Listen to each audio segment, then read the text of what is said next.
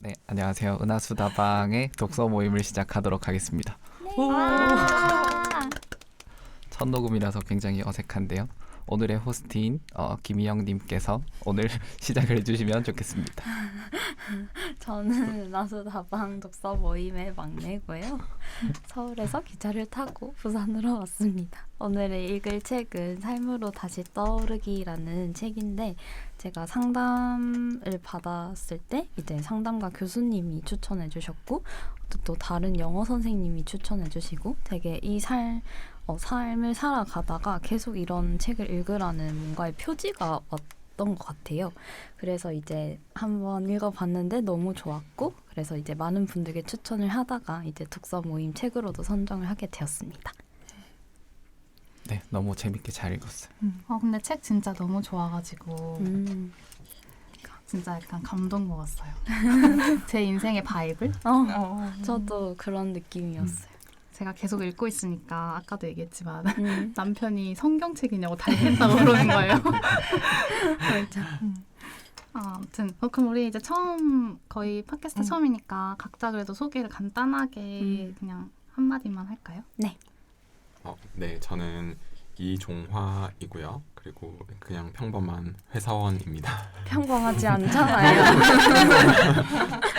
평범한 회사원입니다. 저는 김혜진이라고 하고 그리고 지금 심리학과에서 박사 과정 하면서 강사 일도 같이 하고 있습니다. 저는 서울에서 아동가족학과 석사 과정이 있는 김희영입니다. 저는 강현지입니다. 네, 저는 지구과학 선생님이고요. 연장자를 맡고 있는 정영주라고 합니다.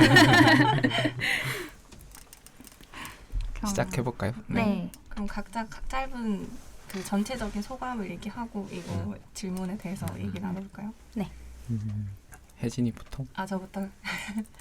저는 일단 이 책을 읽으면서 저도 상담을 받고 있고 그리고 상담사분이 이제 정신분석 하신 분이었어서 이 책에 있는 내용들을 읽으니까 상담선생님이 그래서 이런 말씀을 나한테 해주셨던 거구나 이런 게 뭔가 좀 지식적으로 논리적으로 정리가 되는 것 같은 그래서 여기서 계속 알아차림을 하라고 하는데 그걸 지금 상담에서 계속 하려고 노력을 하고 있거든요. 잘은 안 되지만 그래서 이제 이런 걸 위해서 이렇게 하라고 하시는 거구나 이런 생각이 들었고 그 여기 책 저자는 이제 정신분석이 의미가 없다 이렇게 얘기를 하는데 저는 그렇게 생각하지 않고 오히려 정신분석과 불교가 여기 섞여 있는 그런 주제라고 저는 생각을 했는데 오히려 정신분석을 하는 게 이제 이 사람이 얘기하는 그런 에고를 탐색하고 그리고 자신을 알아차리는 거에 좀 더 도움이 되는 방법 중에 하나인 것 같아요.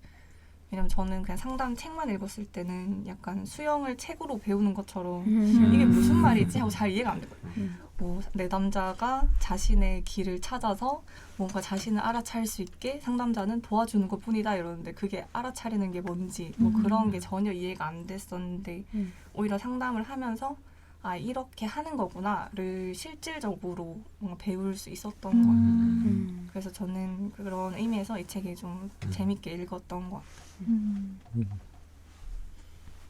같아요. 전 사실 안 좋았던 부분이 없는 책이었다라고 말하고 싶은데 진짜 다 너무 좋았고 저는 솔직히 여기 오기 전까지 안 세봤지만 대략 한 10번 정도 읽은 것 같거든요. 거의 지금 약간 외울 정도로. 물론 기억을 막 하는 건 아니지만. 근데 어느 부분이 특별히 좋았냐라고 하면은 그냥 어떻게 보면 아까 형님 말씀하신 것처럼 뭔가 인생에서 표지가 이렇게 오잖아요. 좀 읽어봐 이렇게 마치 누군가 신이 있다라면 신이고 뭐 아니라면 그 유니버스의 크리에이터라고 할 만한 그런 존재가 나한테 너가 이걸 읽을 때야 라고 하는 그런 느낌이었어요. 저는 제 인생에 지금 제가 인생에서 경험하는 것들에 적용할 수 있는 게 너무 많았고 이제 너무 개인적인 얘기는 못하겠지만 그걸 오늘 많이 얘기하고 싶어요. 그래서 저는 사실 에고가 굉장히 강한 사람이에요. 실질적으로는.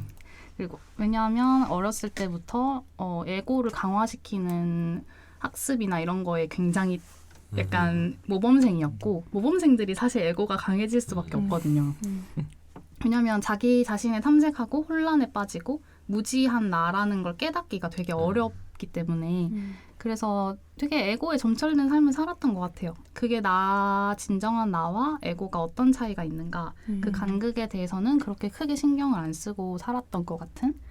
근데 한 몇 년 전부터 조금은 이게 내가? 그런 생각 있잖아요. 가끔씩 그런 거 생각해보지 않으세요? 엄청 열심히 살 때 나는 왜 이렇게까지 여기에 집착하지? 라는 생각이 딱 들 때가 있어요. 근데 그게 잠시 수면에서 이렇게 작은 목소리로 딱 퍼질 때 들으면 되게 큰 목소리인데 그냥 지나가면 또 없어져 버리더라고요. 그렇게 그 목소리를 듣고 한 몇 년이 지나면 내가 진짜 원하는 게 이게 아니었을 수도 있겠다라는 생각을 나중에야 하게 되더라고요. 그래서 이제 이 책을 읽고 돌아보니까 그때 내가 들었던 그 수면의 파문 같은 그 소리가 내 내면의 소리였구나라는 거를 이제 좀 알 것 같은. 그래서 되게 인생을 반추하는 그런 책이었어요. 재밌었어요. 제가 할까요? 네. 저는 그 연금술사 책이랑 그리고 이제 최근에 또 우리가 읽었던 플로우 책이랑 그리고 시크릿 뭐 많이 알고 있을 텐데 시크릿 그 책들이 좀 겹쳐졌다고 해야 되나? 연금술사에 그런 표현이 있는데 세상 만물은 다 매한가지다. 근데 이 책을 읽으면서 다 그런 것들이 연결되어 있다는 생각이 들었어요. 그러니까 플로우에서 하는 이야기나 뭐 물론 용어들은 다르지만 시크릿에서 이야기하는 끌어당김의 법칙이나 연금술사에서 이야기하는 것들이나 다 이렇게 연결되는 부분들이 많았다라는 거고 그리고 조금 어려웠다라는 생각이 듭니다. 왜냐하면 알아차림을 하고 있는 것 같기도 하고 아니면 내가 알아차림을 하고 있다고 착각할 만큼 내 에고가 강한 것인가? 그러니까 그게 굉장히 미묘하고 헷갈리는 부분이어서 오늘 좀 대화를 하면서 그런 것들을 찾아보고 싶다라는 생각을 했습니다. 좋습니다. 저는 그냥 좀 자기계발서를 생각으로 한번 읽어봤던 것 같아요. 근데 다른 자기계발서들을 제가 좋아하는 편이 아닌데 어쨌든 자기의 생각을 좀 강요하는 편이니까. 그런데 이제 요거 같은 경우에는 방법론적인 걸 좀 얘기를 하잖아요. 그래서 그런 방법을 얘기하는 것들은 좀 좋았는데 저도 똑같이 좀 어려웠던 것 같아요. 이게 결론적으로는 사실 저는 좀 메타인지에 대해서 얘기를 하고 있다라는 생각이 들었고 그래서 이제 내가 이 상황을 알고 있고 거기에 대해서 멀어지는 그런 거에 대해서 이야기를 한다고 생각을 했는데 그 사이사이에 이제 이 사람이 얘기하는 것도 우리가 에고에서 멀어지고 알아차림에 대해서 얘기해야 된다라는 것도 에고가 아닐까라는 생각이 자꾸 들었어요. 그래서 이것도 결국에는 이 사람의 의견을 반영을 하려고 하고 그것도 이 사람이 어떻게 보면 그 알아차림에 대해서 부족한 부분은 아닐까? 그러면 진짜 알아차림은 뭘까? 이런 것도 많이 생각을 했던 것 같고 그래서 어느 순간에 엄청 빠져들게 보면서도 이게 맞나라는 생각도 많이 들었었던 것 같아요. 근데 그럼에도 불구하고 제 에고와 멀어지는 방법이라든지 그런 방법론적인 거는 굉장히 와닿는 책이었던 것 같아요. 공감이 갑니다. 저도 모든 분들에게 다 공감을 하고 처음엔 제가 이 책을 처음 읽었을 때는 저도 너무 어려워서 이제 포기를 했었어요. 근데 이제 다시 이 책을 추천하고 다시 이제 천천히 읽어보니까 그때는 책을 읽는 순간부터 내 에고가 발동이 돼서 이거를 스스로 차단을 했구나라는 생각이 되게 많이 들었어요. 그러니까 처음에 제가 빠졌던 에고는 그렇지 다른 사람들 다 지금 에고 가지고 있지 또 나만 에고 안 가진 척 이런 식으로 읽었던 것 같아요. 근데 이제 계속 이걸 읽다 보니까 이게 이전에 들었던 어떤 좋은 강사님의 말씀 아니면 뭐 여러 종교에서 말하는 그런 어떠한 진리, 그러니까 공동적인 그런 말씀에 대해서 이래서 이런 식으로 말을 했구나, 이래서 이런 식으로 실천하라고 했구나를 되게 깊게 와닿게 이해가 되더라고요. 그래서 그런 점에서 되게 좋았습니다. 맞아. 네, 너무 좋은 책이었던 것 같은데 그래서 우리가 주제를 정해왔던 것들이 있으니까 이야기를 해보도록 합시다. 네. 첫 번째 질문은 이제 혜진이 언니가 올려준 역할에 동일화된 경험이 있는지 그것을 어떻게 알아차렸는지에 대한 질문인데 이 질문을 왜 선정하셨는지 아무래도 경험이 있어서 그런 것 맞아요. 같은데. 그래서 저도 그런 경험이 있었는데 그게 이렇게 적혀 있어서 좀 놀랐었거든요. 근데 처음에 이제 어떻게 알게 됐냐면 친구가 이제 남자친구를 막 때렸다는 거예요. 막 뺨을 막 때리고 그 남자친구 막 울었대요. 너 나한테 이렇게 하지 마 하면서. 근데 그 얘기를 듣는데 너무 화가 나는 거예요. 그럼 너 남자친구한테 왜 그래? 이러면서 그렇게 하지 마 이렇게 얘기를 했었거든요. 근데 그 친구랑 이제 그러고 한 좀 있다가 절교를 하게 됐는데 어쨌든 그런 얘기를 상담에서 하면서 상담 선생님이 그 얘기를 듣더니 왜 친구에게 그렇게 얘기를 해요? 이렇게 하시는 거예요. 그래서 나는 당연히 그렇게 얘기할 수 있는 거 아닌가? 라고 생각했는데 상담 선생님이 친구는 동등한 관계고 지금 내가 하는 건 약간 언니나 엄마나 선생님이 하는 말을 한 거라고 하는 거예요. 조언을 하는. 뭔가 하지 마라고 이렇게 얘기를 하는.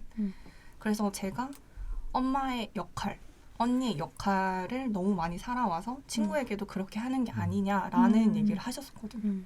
그래서 저는 너무 충격 먹고 그게 역할이라고 하면서 근데 제가 이제 부모님은 다 일찍 맞벌이 하시니까 동생을 챙겨야 해서 상담쌤이 아마 그때부터 엄마의 역할을 했을 거다라고 생각을 하시더라고요. 엄마가 없으면 동생을 내가 돌봐야 하니까. 근데 이제 너무 굳어져서 다른 관계에도 그게 영향을 준 거죠. 성격이 된 거네요. 그렇죠. 그래서 상담 선생님이 역할로 살면 안 되고 자기 자신으로 살아야 한다 이렇게 얘기하시는데 그게 무슨 말이지? 자기 자신이 뭐지? 맞아. 그게 너무 그때 너무 혼란스럽고 뭔가 나를 잃어버리는 것 같은 느낌?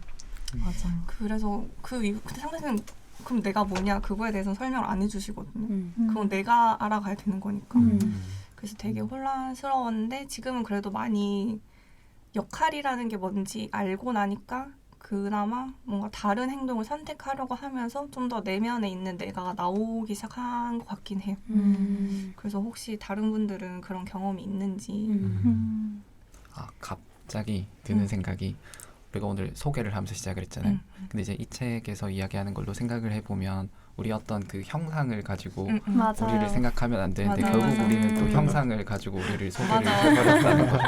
그래서 이게 참 너무 어려운 부분이고 맞아. 우리가 그것을 벗어날 수 있는가라는 생각이 좀 들고요. 그래서 사실 이 질문이 되게 어렵고 와닿지 않았는데 또 듣다 보니까 너무 빠져 있어서 내가 몰랐던 것이 아닌가. 일단 맞아요. 저는 직업병을 가지기 아주 좋은 직군에 있는 사람으로서 이렇게 누군가를 가르치는 직업이다 보니 뭐 그게 습관처럼 있는 거 아닌가 하는 생각도 좀 들고요. 그 다음에 그 대학생 때 동아리 활동했던 그게 리더의 역할을 했기 때문에 뭔가 그런 것에 아직도 사로잡혀 있을 때가 있는 것 같아요. 그래서 그걸 벗어나려고는 하지만 뭐 조금 잔재가 남아있는 약간 뭐라 해야 되지? 괜히 내가 뭔가를 해야 되는데 내가 이거를 일부러 안 하고 있다. 약간 이런 느낌이 든다 해야 되나? 약간 그런 것들이 있는 것 같아요. 자책하는 죄책감 같은 거예요. 그럴 수도 있고 누군가 해줬으면 좋겠다.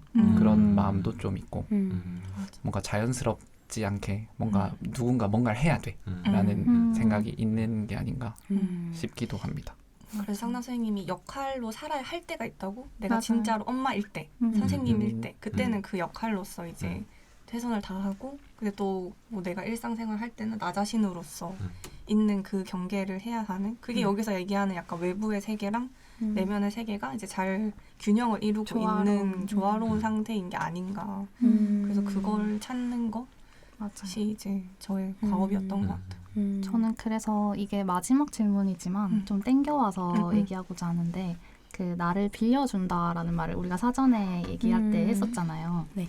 저는 역할 그게 뭔가 되게 고민을 하다가 내가 나를 빌려주어야 되는데 내가 그 사람이 돼버렸구나라는 생각이 들었거든요. 내가 예를 들어서 상사일 때, 부하 직원일 때 우리는 알게 모르게 연기를 하잖아요. 이 상황에서 내가 해야 할 법한 말들을 하고 내가 이 상황에서 이 사람에게 어떤 반응을 해야만 적절한지를 생각하고 하잖아요. 그게 우리가 생각하는 일반적인 도리고 예의고 그런 거잖아요. 상식이라고 불리는 것들. 근데 그게 나쁜 건 아닌데 음. 그게 내 자신이 돼버리는 거죠. 음. 나는 그 순간에 그냥 연기를 해야 하는 건데 그러니까 연기를 한다는 게 나쁜 게 아니고 뭐 내가 다른 생각을 하고 있는데 그 생각을 숨기고 음흉하게 한다는 그런 뜻이 아니라 그냥 나를 빌려주듯이 최선을 다하도록 내가 그 행동을 하도록 이렇게 내버려 둬야 되는데 그게 아니라 완전히 내가 몰입이 돼서 내가 엄마로서 선생님으로서 뭐 예를 들어서 상사로서 이렇게 돼버려서 완전히 나랑 그 역할 롤링이 완전히 분화되지 않는 상태가 돼버리는 게 아닌가. 그래서 제가 느낀 게 굉장히 우리 에고라는 것이 떡져 있더라고요. 맞아. 이렇게 뭔가 분리되지 않는 것들과 함께 뭉쳐서 형태를 알아볼 수 없게. 그래서 저는 약간 이 책을 읽으면서 제 에고를 이렇게 관찰할 때 사실 제가 이렇게 말하는 게 언어로 표현하기 때문에 아까 말씀하셨다시피 에고의 표현이기도 해요. 그건 이해를 해주시면 될 것 같아요. 이렇게 봤을 때 약간 말로 표현할 수 없지만 약간 어떤 느낌이냐면 악취난다라는 생각이 딱 들었어요. 처음에 나를 딱 봤을 때 냄새 나는구나 이거. 되게 나는 이게 나라고 생각했는데 내가 아니구나 라는 걸 딱 느꼈고 그때 그 아니구나 하는 그 순간만 알아차림이었고 그 뒤에 제가 이렇게 표현하고 말하고 하는 거는 다 또 이제 이걸 내가 안다고 생각하는 나겠죠? 이제 그러면서 어떤 분이 저한테 최근에 이런 말을 해주셨는데 아는 자는 말하지 않고 말하는 자는 알지 못한다라는 도덕경에 나온 노자의 말이래요. 근데 저는 이걸 딱 보는 순간 알아차림이라는 게 결국 이 수준의 뭐라 해야 되지? 고차원적인 얘기구나.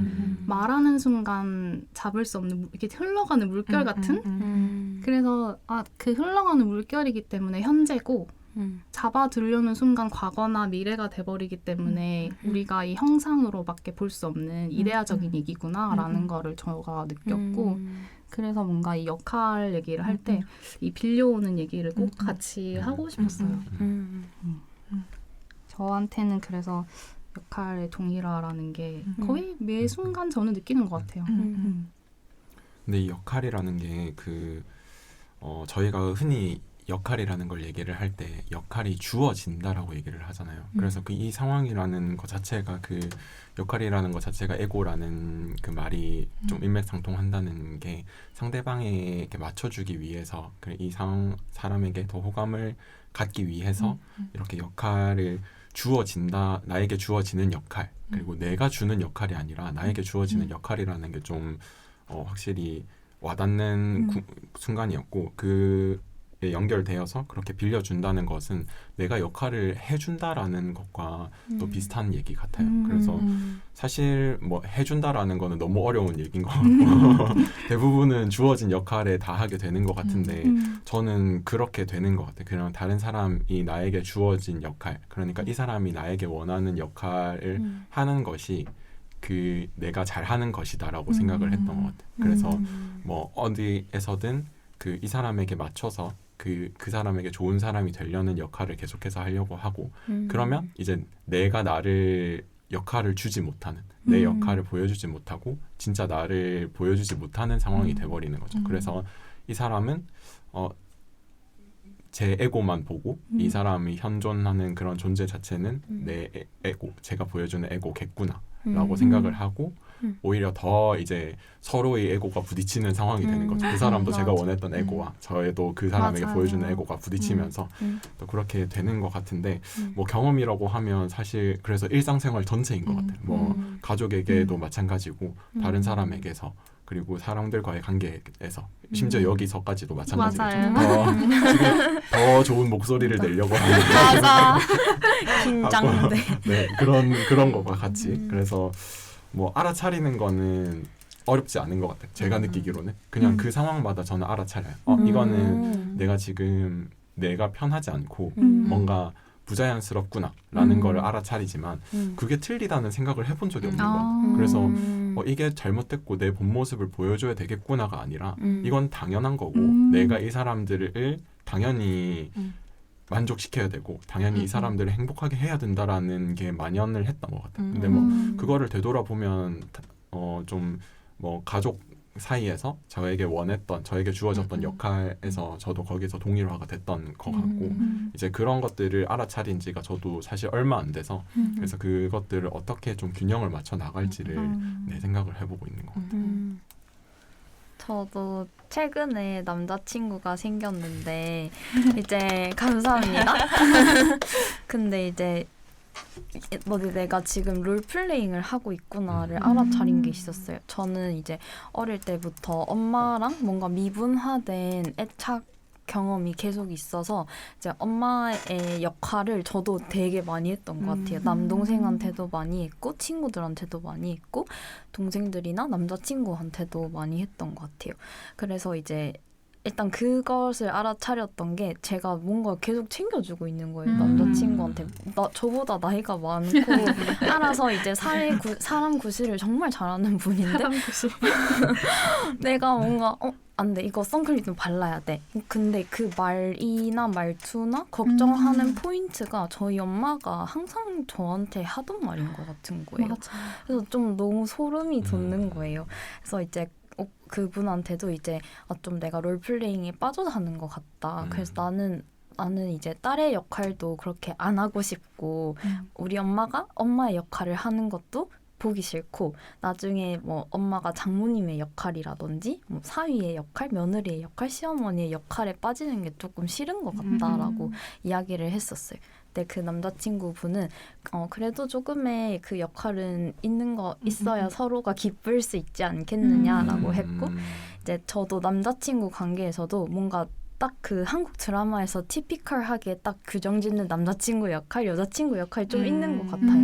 그래서 저 아님 말고요. 그래서 저 되게 그거에 예전 남자친구를 사귀었을 때는 뭐 그런 거에 좀 빠져 살아서 뭐 서운한 감정도 들고 왜 저렇게 안 해주지? 왜 이렇게 안 해주지? 또 많이 생겼는데 조금 제가 성숙하고 이런 비슷한 책을 많이 읽으면서 그 남자친구 역할에 빠지지 않고 좀 더 존재 자체로 봐줄 수 있다는 게 되게 신기한 경험이었어요. 그러니까 역할을 조금 배제시키고 이 사람의 개성과 가치관과 생각과 살아온 환경을 조금 더 자세하게 창의성 있게 봐주는 그런 경험을 했고 또 그분도 저를 그렇게 봐주셔서 조금 많이 벗어날 수 있게 되었던 것 같아요. 자유로워지셨네요. 맞아요. 조금 축하드려요. 감사합니다. 이것도 제 에고가 아닌가요? 근데 이게 극을 아예 안 하겠다라는 거랑 아까 말씀하셨다시피 두 분이 역할에 빠지는 거 완전히 동일화되는 거는 조금 다른 얘기 같아요. 그래서 이 책에서 앞부분에서는 이렇게 마치 알깨듯이 너의 에고를 깨야 돼라고 되게 사실 좀 어떻게 보면 폐부를 찌르는 말들을 하잖아요.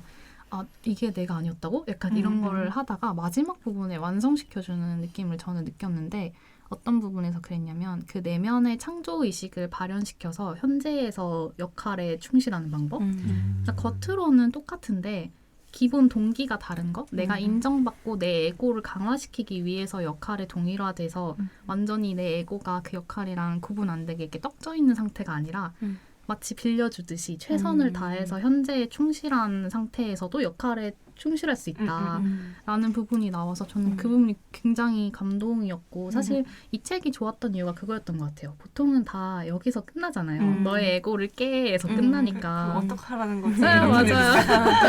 맞아. 그래서 참 좋았던 것 같다는 그런 생각이 들어요.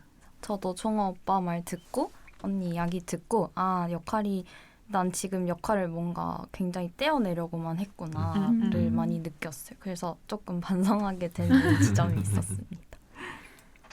그래서 이 책을 요약하면 저는 카르페디엠 5글자로 요약, 압축할 수 있을 것 같아요. 그러니까 삶에 대한 어떠한 명언도 그 현재에 충실하라 라는 문구에 다 흡수가 되는 것 같은데 이 책이 말하고자 하는 순수한 있음이라든지 그런 것들이 결국 현재를 살아라 는 이야기인 것 같아요. 그래서 아까 역할 이야기에서 좀 이어서 좀 해보고 싶은 이야기가 우리가 적절한 에고가 혹시 뭐 매력이 될 수는 없을까? 다시 말해서 에고가 타인과의 관계 그리고 사회에 적응에 도움이 될 수는 없을까? 아까 역할에 대한 우리가 이야기를 했지만 거기서 조금 심화를 해서 이 주제를 한번 해보면 좋을 것 같아요. 그 저자가 이제 이야기하는 어떤 그 에고로부터의 벗어남이 뭐 이제 예를 들어서 표현을 할 때 단어로는 아마도 그런가? 뭐 어떤 일이 있어도 아마도 그럴 것이다. 뭐 아니면 뭐 그런가? 뭐 좋은 것도 아니고 나쁜 것도 아니다. 이런 태도로 좀 일관하는 좀 달관한 모습을 보여주는데 그런 반응이 혹시 우리 삶에 있어서 공감의 결여로 좀 보일 수 있지 않을까라는 생각이 또 들기도 하고요. 그래서 우리가 어떤 모습을 취해야 할까? 좀 어렵다고 해야 될까? 맞아요. 이 책에 그래서 저는 완전히 빠져 있어가지고 사실 이 책을 이해하기 위한 다른 책들을 좀 많이 읽었거든요. 그래서 소개를 해드리고 싶어요. 아까 말씀하신 거에 되게 관련되는 책이 있어서 근데 미리 말씀드리지만 약간은 좀 너무 영성적인 것 같은 그런 책이긴 해요. 근데 내용은 굉장히 이 책이랑 같이 읽으면 도움이 되는 책인데 트랜서핑이라는 책이 있거든요. 그 책에서 이런 말이 나와요. 똑같이 이렇게 살려고 하는데 그런가 하는 태도로 근데 그렇게 살면 다들 살려고 하면 하는 말이 이거래요. 그러면 너무 무심해 보이지 않나요? 너무 인생에서 달관한 태도 아닌가요? 그러면 감정을 느끼지 못하지 않나요? 너무 약간 상대방들을 무시하는 태도 같다라는 그런 말, 아까 말씀하신 그거예요. 거기에 대해서 이분이 하는 말이 그렇지 않다라고 일단 그분은 반박을 하면서 그 책에서 하시는 말씀은 그렇게 살아보면 이것이야말로 진정한 공감이고 다른 사람을 향한 진정한 찬사라는 것을 알게 될 것이다 라고 얘기를 하더라고요. 그래서 제가 한번 해봤어요. 그 사람이 하라는 대로. 그냥 다 내려놓고 그 나의 판단? 어떤 사람이 무슨 말을 했을 때 내가 생각을 하지 않고 약간 뇌를 비우고 그 사람이 원하는 그 우월감과 그 에고를 그냥 반응하지 않고 우쭈쭈를 해줬어요. 근데 그게 약간 칭찬은 아니고 약간 다르더라고요. 그 책에 자세하게 나오는데 상대방 에고를 자극하지 않는 상태에서 에고를 계속 만족시켜주면 어느 순간 에고가 풀린대요. 이렇게. 그걸 한번 해봤는데 굉장히 신기한 게 제가 5사람한테 해봤는데 5명이 다 저한테 갑자기 뜬금없이 제가 너무 좋다는 거예요. 어떤 식으로 했어요? 하나의 예시가 있나요? 지금은 사실 그렇게 하고 있지 않은데 예시가 있음. 하나는 그 친구의 에고가 있을 때 저도 에고로서 반응을 하잖아요. 보통은 예를 들어서 친구가 뭐 오늘 나는 뭐 어떤 걸 해서 나 약간 시쳇말로 존나 멋져 이렇게 말을 하면 그래 너 뭐 어떤 거 재밌었는데 뭐 약간 이런 식으로 그냥 나로서 반응을 해주는데 그게 아니라 진짜 제가 그 친구가 된 것처럼 와 진짜 좋았겠다. 그냥 난 정말 빠졌어요 그때 그 친구의 감정에. 그리고 그냥 말이 나오는데 제가 하는 것 같지 않고 그냥 친구의 감정에 온전히 빠져서 제가 없는 거예요. 근데 그렇게 얘기를 한 10분간 하고 나서 그냥 친구는 좋다고 평소처럼 이제 집에 갔어요. 그러고 갑자기 한 3일 있다가 그냥 뜬금없이 너가 너무 좋았다. 너랑 대화하고 나서 되게 기분이 좋았다라고 하는 거예요. 그러면서 되게 편안했대요. 그래서 자기가 이렇게 뭔가를 열심히 한 걸 친구들한테 말할 때 항상 뭔가 말하고 격려받고 인정받아도 뭔가 불충분한 느낌이 항상 들었다고 하더라고요. 그래서 계속 누군가에게 나 이거 잘했지. 나 이거 했는데 멋지지 않아? 이렇게 계속 말을 했는데 너한테 말하고 나서 그냥 이제 다 됐다라는 생각이 들었다고 하더라고요. 그러고 나서 제가 이 책을 추천해주고 내가 어떻게 너한테 했는지 그 당시에 너에게 온전히 집중한 방법에 대해서 얘기를 해줬어요. 그 친구가 굉장히 관심을 가지면서 책을 사서 읽어보더라고요.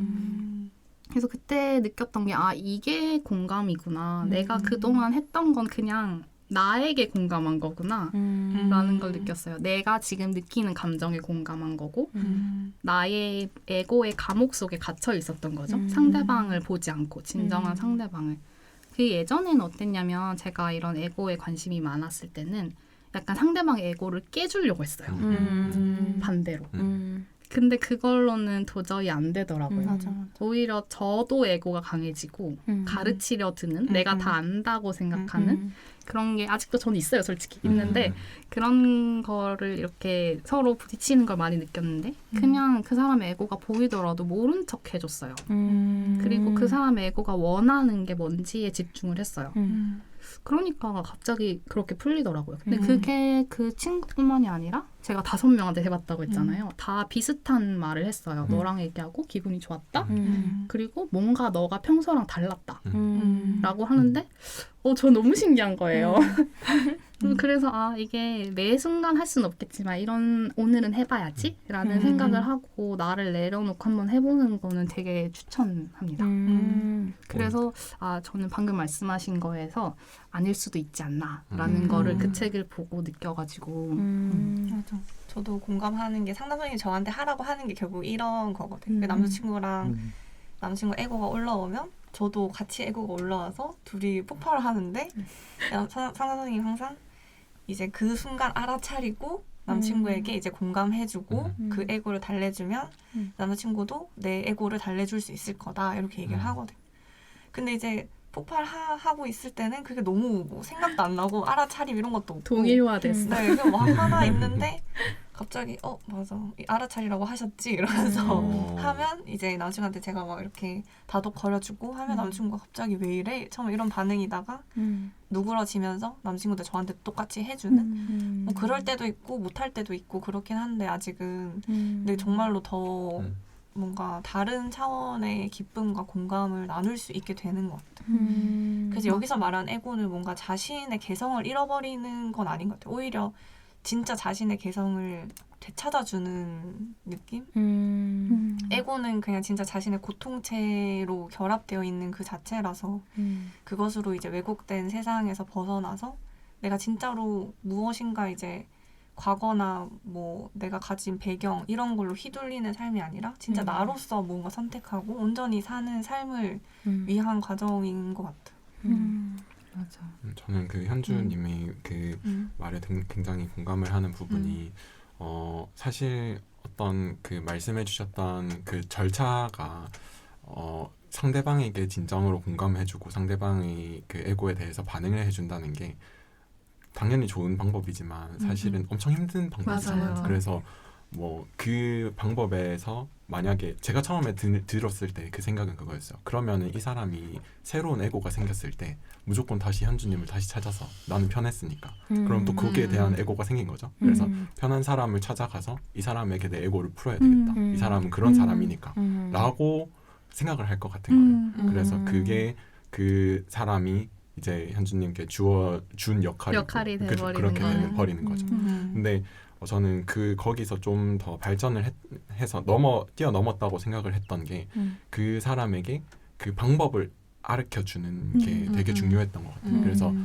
방법을 알려준다기보다는 그냥 이런 책을 읽어서 이제 뭐 깨달았던 부분이라든지 이런 것들을 얘기해주는 것 자체가 공감이 됐던 부분인 것 같거든요. 그래서 이 책에도 보면 상대방에게 먼저 칭찬이나 감사 이런 것들을 주면 나도 받게 된다라는 얘기가 좀 그런 의미인 것 같아요. 내가 이 사람에게 있어서 에고를 공감을 해주고 어떤 식으로 내가 이 에고에 대해서 반응을 해주고 그거를 해소시켜 줬는지를 얘기해주면 자신도 자기 자신에 대해서 에고에 대해서 해소하는 방법도 어느 정도는 한번 배워봤을 거고 그거를 또 내가 그 같은 어떤 좋은 느낌을 받았다면 다른 사람에게 해볼 수도 있는 방법이 되니까 그래서 그런 방법이 좀 달랐던 것 같아서 되게 좋았던 것 같아요.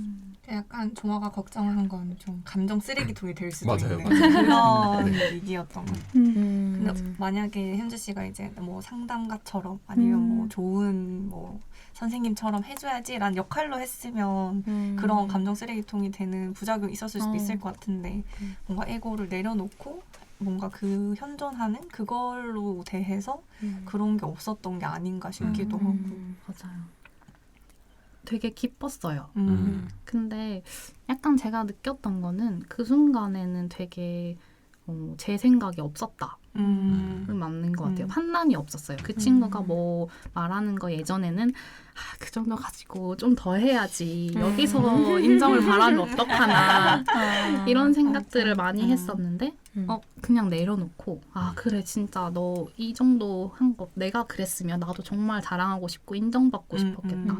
근데 그걸 경험을 하고 나서 뭐 5번 정도 해보고 나서 다시 책을 읽었는데 느낀 게 뭐였냐면 여기서 그냥 지나갔던 말이 딱 보이더라고요. 우리의 에고가 개인적 문제가 아니라 모두의 문제다라는 말을 딱 보고 아 내가 그때 그 친구의 에고에 그러니까 반응하지 않고 그러니까 대항하거나 이렇게 부딪히지 않고 그냥 흘러가듯이 같이 해준 게 나 자신에 대해서 굉장히 존중하는 태도였구나라는 거를 약간 느꼈어요. 그러니까 우리 에고가 각자 다 개성을 갖고 뭐 그렇게 생각을 하지만 사실은 하나의 기능 장애라고 표현을 하잖아요. 우리가 진짜 현존할 수 있는 인류로서 지능적으로 지성적으로 살 수 있는 방법을 막는 거다라고 하는데 그게 사실은 그 친구들의 문제가 아니라 나의 문제구나. 우리 모두의 문제이기 때문에 내가 이렇게 대했을 때 나도 기쁘구나 라는 거를 느꼈어요. 그래서 아 되게 이 책이 잘 쓰였다. 정말 깊은 고민과 깨달음을 통해 나온 거구나 라는 거를 약간 느꼈던 그런 그럼 그 포인트에서 좀 이야기하고 싶은 게 유발 하라리의 사피엔스에서는 우리와 그들로 나누는 것에서 우리로 묶어주게 되는 그 상상의 질서 여기서 말하자면 이제 집단적인 에고가 되겠죠. 이제 그 집단적인 에고가 우리를 통합시켜주는 인류를 통합시켜주는 대단히 큰 역할을 했다라는 포인트로 포커스를 맞춰서 이야기를 하는데 이 책에서는 오히려 좀 이제 그 역효과에 대한 이야기를 많이 하는 거죠. 그들로 나뉘게 된 거, 우리와 그들로 나누게 되어서 그러니까 그런 거잖아요. 적이 있어야 우리 에고가 강해질 수 있으니까 이제 적을 만들고 우리 에고를 강화시키고 이제 집단적인 기능 장애 그런 것들을 이 책에서 이야기를 하는데 그러면 이 우리와 그들로 나누는 것에서 장점도 있고 단점도 있을 텐데 이 책은 좀 약간 단점에 치우쳐져서 이야기를 해봤으니까 그 부분에 대해서 어떻게 다들 생각하는지 궁금합니다. 네. 그러게요. 전 또 제가 얘기해야 되나요? 저 너무 말이 많은데 하나만 더 얘기할게요. 왜냐하면 또 비슷한 이거에 관련된 얘기해주고 싶은 책이 있어요. 휴먼카인드라는 책을 또 최근에 읽었는데 그 책에서 이 말이 딱 나와서 어떤 말이냐면 오빠가 했던 그 집단 에고? 그 인류가 그 되게 가까운 사람들한테 엄청나게 공감을 잘한대요. 그게 인류의 약간 다른 동물들과 다른 특성인데 그 친족과 같이 사는 공동체에 대한 거의 동일화? 이게 되게 잘 되고 모방을 잘하고 그리고 공감을 잘하고 그게 되게 좋은 특성인데 그게 되게 좋은 특성으로서 발전하지 못한 단점이 동시에 발현되는 게 그가 적으로 나머지 그 이너서클 밖에 아웃사이더들은 다 적으로 보는 그 적대감 때문에 인류가 또 반대로 진보하지 못했다라고 설명을 하더라고요. 그래서 그거 책에서 이제 그 책은 아무래도 이런 알아차림 이런 거랑 관계없이 인간에 대해서 탐구한 책이었어가지고 거기서 말한 바를 제가 읊으면 인류가 모방하고 누군가를 배우고 공감하게 되고 이게 다 약간 그 에고, 집단적 에고를 만드는 것의 장점이 아닌가 싶거든요. 그 민족주의 이런 것도 사실 집단적 에고잖아요. 딱 우리는 한민족이야. 한국인으로서 뭐 일본인과의 우리의 차이점 뭐 이런 것들을 우리는 알고 있잖아요. 다들 말 안 해도 그 한의 정서라던가 그런 어떻게 보면 우리 민족의 고유한 고통체이자 에고인데 그것에 한번 역사적으로 돌이켜 보면 우리가 어떤 장점이 있었고 그 에고를 가짐으로써 그리고 단점은 뭔지를 알 수 있지 않을까라는 생각이 들어서 저는 그래서 사실 좀 다른 얘기인데 그런 에고를 적용을 하면 유럽이 그 자기들의 2차 세계대전, 1차 세계대전 혹은 그 멀리에 있었던 뭐 다른 백년전쟁 등의 전쟁들의 상처를 극복을 해나가고 있잖아요. 그걸 우리한테 보여주고 있잖아요. 근데 그게 어떻게 나오는가에 대해서 좀 생각을 해봤었는데 약간 동아시아랑 다른 게 우리는 우리의 에고가 너무 강하더라고요. 나라마다. 그 고통체가 너무 강하고 그들은 근데 너도 아팠지 나도 아팠어 하고 서로 약간 동일한 에고를 형성하려는 노력이 되게 많아요. 역사서도 같이 써보려고 하고 다양한 관점에서 얘기해 보려고 하고 그래서 그런 것들이 아마 있지 않을까라는 생각이 좀 들어요. 저도 개인적으로 제 연구 주제가 내 집단과 외 집단을 어떻게 분리하는가 그리고 타자화라는 것에 대한 것 그리고 어떻게 연대할 것인가에 대한 주제를 이제 연구하고 있어요. 그래서 언니가 말했던 것처럼 동아시아의 역사를 봤을 때 우리나라의 그 한의 정서라는 게 물론 이제 좋은 점이 있지만 집단을 뭉치게 하고 그렇지만 외 집단을 굉장히 타자화하는 게 심하다고 생각이 들어요. 그래서 특히 제가 연구하는 다문화 교육이라든지 그런 것에 대해서도 쟤는 나랑 달라. 그게 한국에서 되게 심하다고 하더라고요. 그래서 무슨 말을 하고 싶은지 지금 까먹었지만 이제 오빠가 말한 것처럼 이제 집단과 집단이 경쟁을 할 때 이제 그룹이 되어서 좀 더 좋은 발전을 할 수 있다. 이건 맞지만 저는 그 집단 간의 차별이나 경쟁이 그 집단 안에서도 계속 이루어지기 때문에 좀 위험하다라는 생각이 들어요. 그 에고와 에고가 계속 마주쳐서 뭔가 계속 물론 경제 발전이나 어떤 기술의 발전은 할 수 있겠지만 사람들의 우울감이라든지 정신 멘탈리티에 관한 것에 대해서는 좀 반대로 작용을 한다라는 생각이 들었어요. 그리고 이 사회 구조가 굉장히 프랙탈 구조라고 해서 이 집단이 이 집단의 모습을 하고 있고 작은 집단의 모습을 하고 있고 그렇기 때문에 조금 위험하지 않을까라는 생각이 들었고 또 하나를 더 붙이자면 그 예전에는 다윈의 진화론에서 적자 생존이라든지 뭔가 우월한 개체가 조금 더 생존에 유리하고 경쟁을 하고 이렇게 약한 집단은 무너진다라는 설이 굉장히 많았어요. 이기적 유전자까지. 그런데 요즘에 나오는 새로운 경향의 생물학자들의 이야기를 들어보면 친사회성에 대해서 굉장히 많이 이야기를 하거든요. 그래서 책이 이제 다정한 것이 살아남는다라는 책이라든지 뭐 비로소 보이는 것들 그 리처드 도킨스 이기적 유전자 작가와 반대되는 것으로 이제 연대와 타인에 대한 배려와 공감 그리고 함께 뭔가 하는 집단이 더 오래 살아남고 생존에 유리하다라는 그런 연구 결과가 굉장히 바뀐 것 같아요. 그런 경향성이. 그래서 그거에 대해서는 또 어떻게 생각하는지 궁금해요. 근데 제가 아까 용주 오빠 얘기를 이 책을 바탕으로 얘기를 좀 하고 싶은데 여기서 이제 에고라는 게 그 우월감과 열등감을 느끼는 반복을 하는 거잖아요. 그래서 뭐 한국으로 치면 일본에 대해서 우리가 한국이 이게 더 나아라는 우월감을 느꼈다가 또 우리가 그 식민지였던 맞아. 열등감을 느꼈다가 그걸 계속 반복하고 중국을 향해서도 그런 우월감을 느꼈다가 또 중국은 뭐 엄청 그 경제가 규모가 크니까 그 사람들을 이길 수 없는 또 열등감을 느꼈다가 하는 그 반복을 하는 것 같아요. 맞아요. 근데 이제 동아시아랑 그리고 서양을 이렇게 비교해서 생각을 해봤을 때 뭔가 중국은 중화 사상이 엄청 강하고 내가 중국이 짱이야 이런 게 강하니까 심리학에서 봐도 원래는 미국에서 이제 중심이 되었다가 이제 중국인들도 미국으로 많이 유학을 가서 중국인 유학생들이 이제 굉장히 뛰어난 학자가 된 사람들이 많아요. 그 사람들은 이제 중국이 우월하다, 중국이 이상한 게 아니야라는 그 마음을 갖고 미국 심리학에 있는 기조를 비판을 많이 한단 말이에요. 너희의 그런 논리로 우리를 해석하지 마.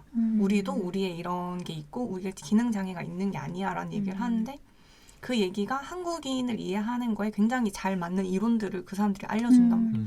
왜냐면 같은 우리 집단주의 문화니까. 근데 한국 심리학자들은 그런 연구를 잘 하지 않아요.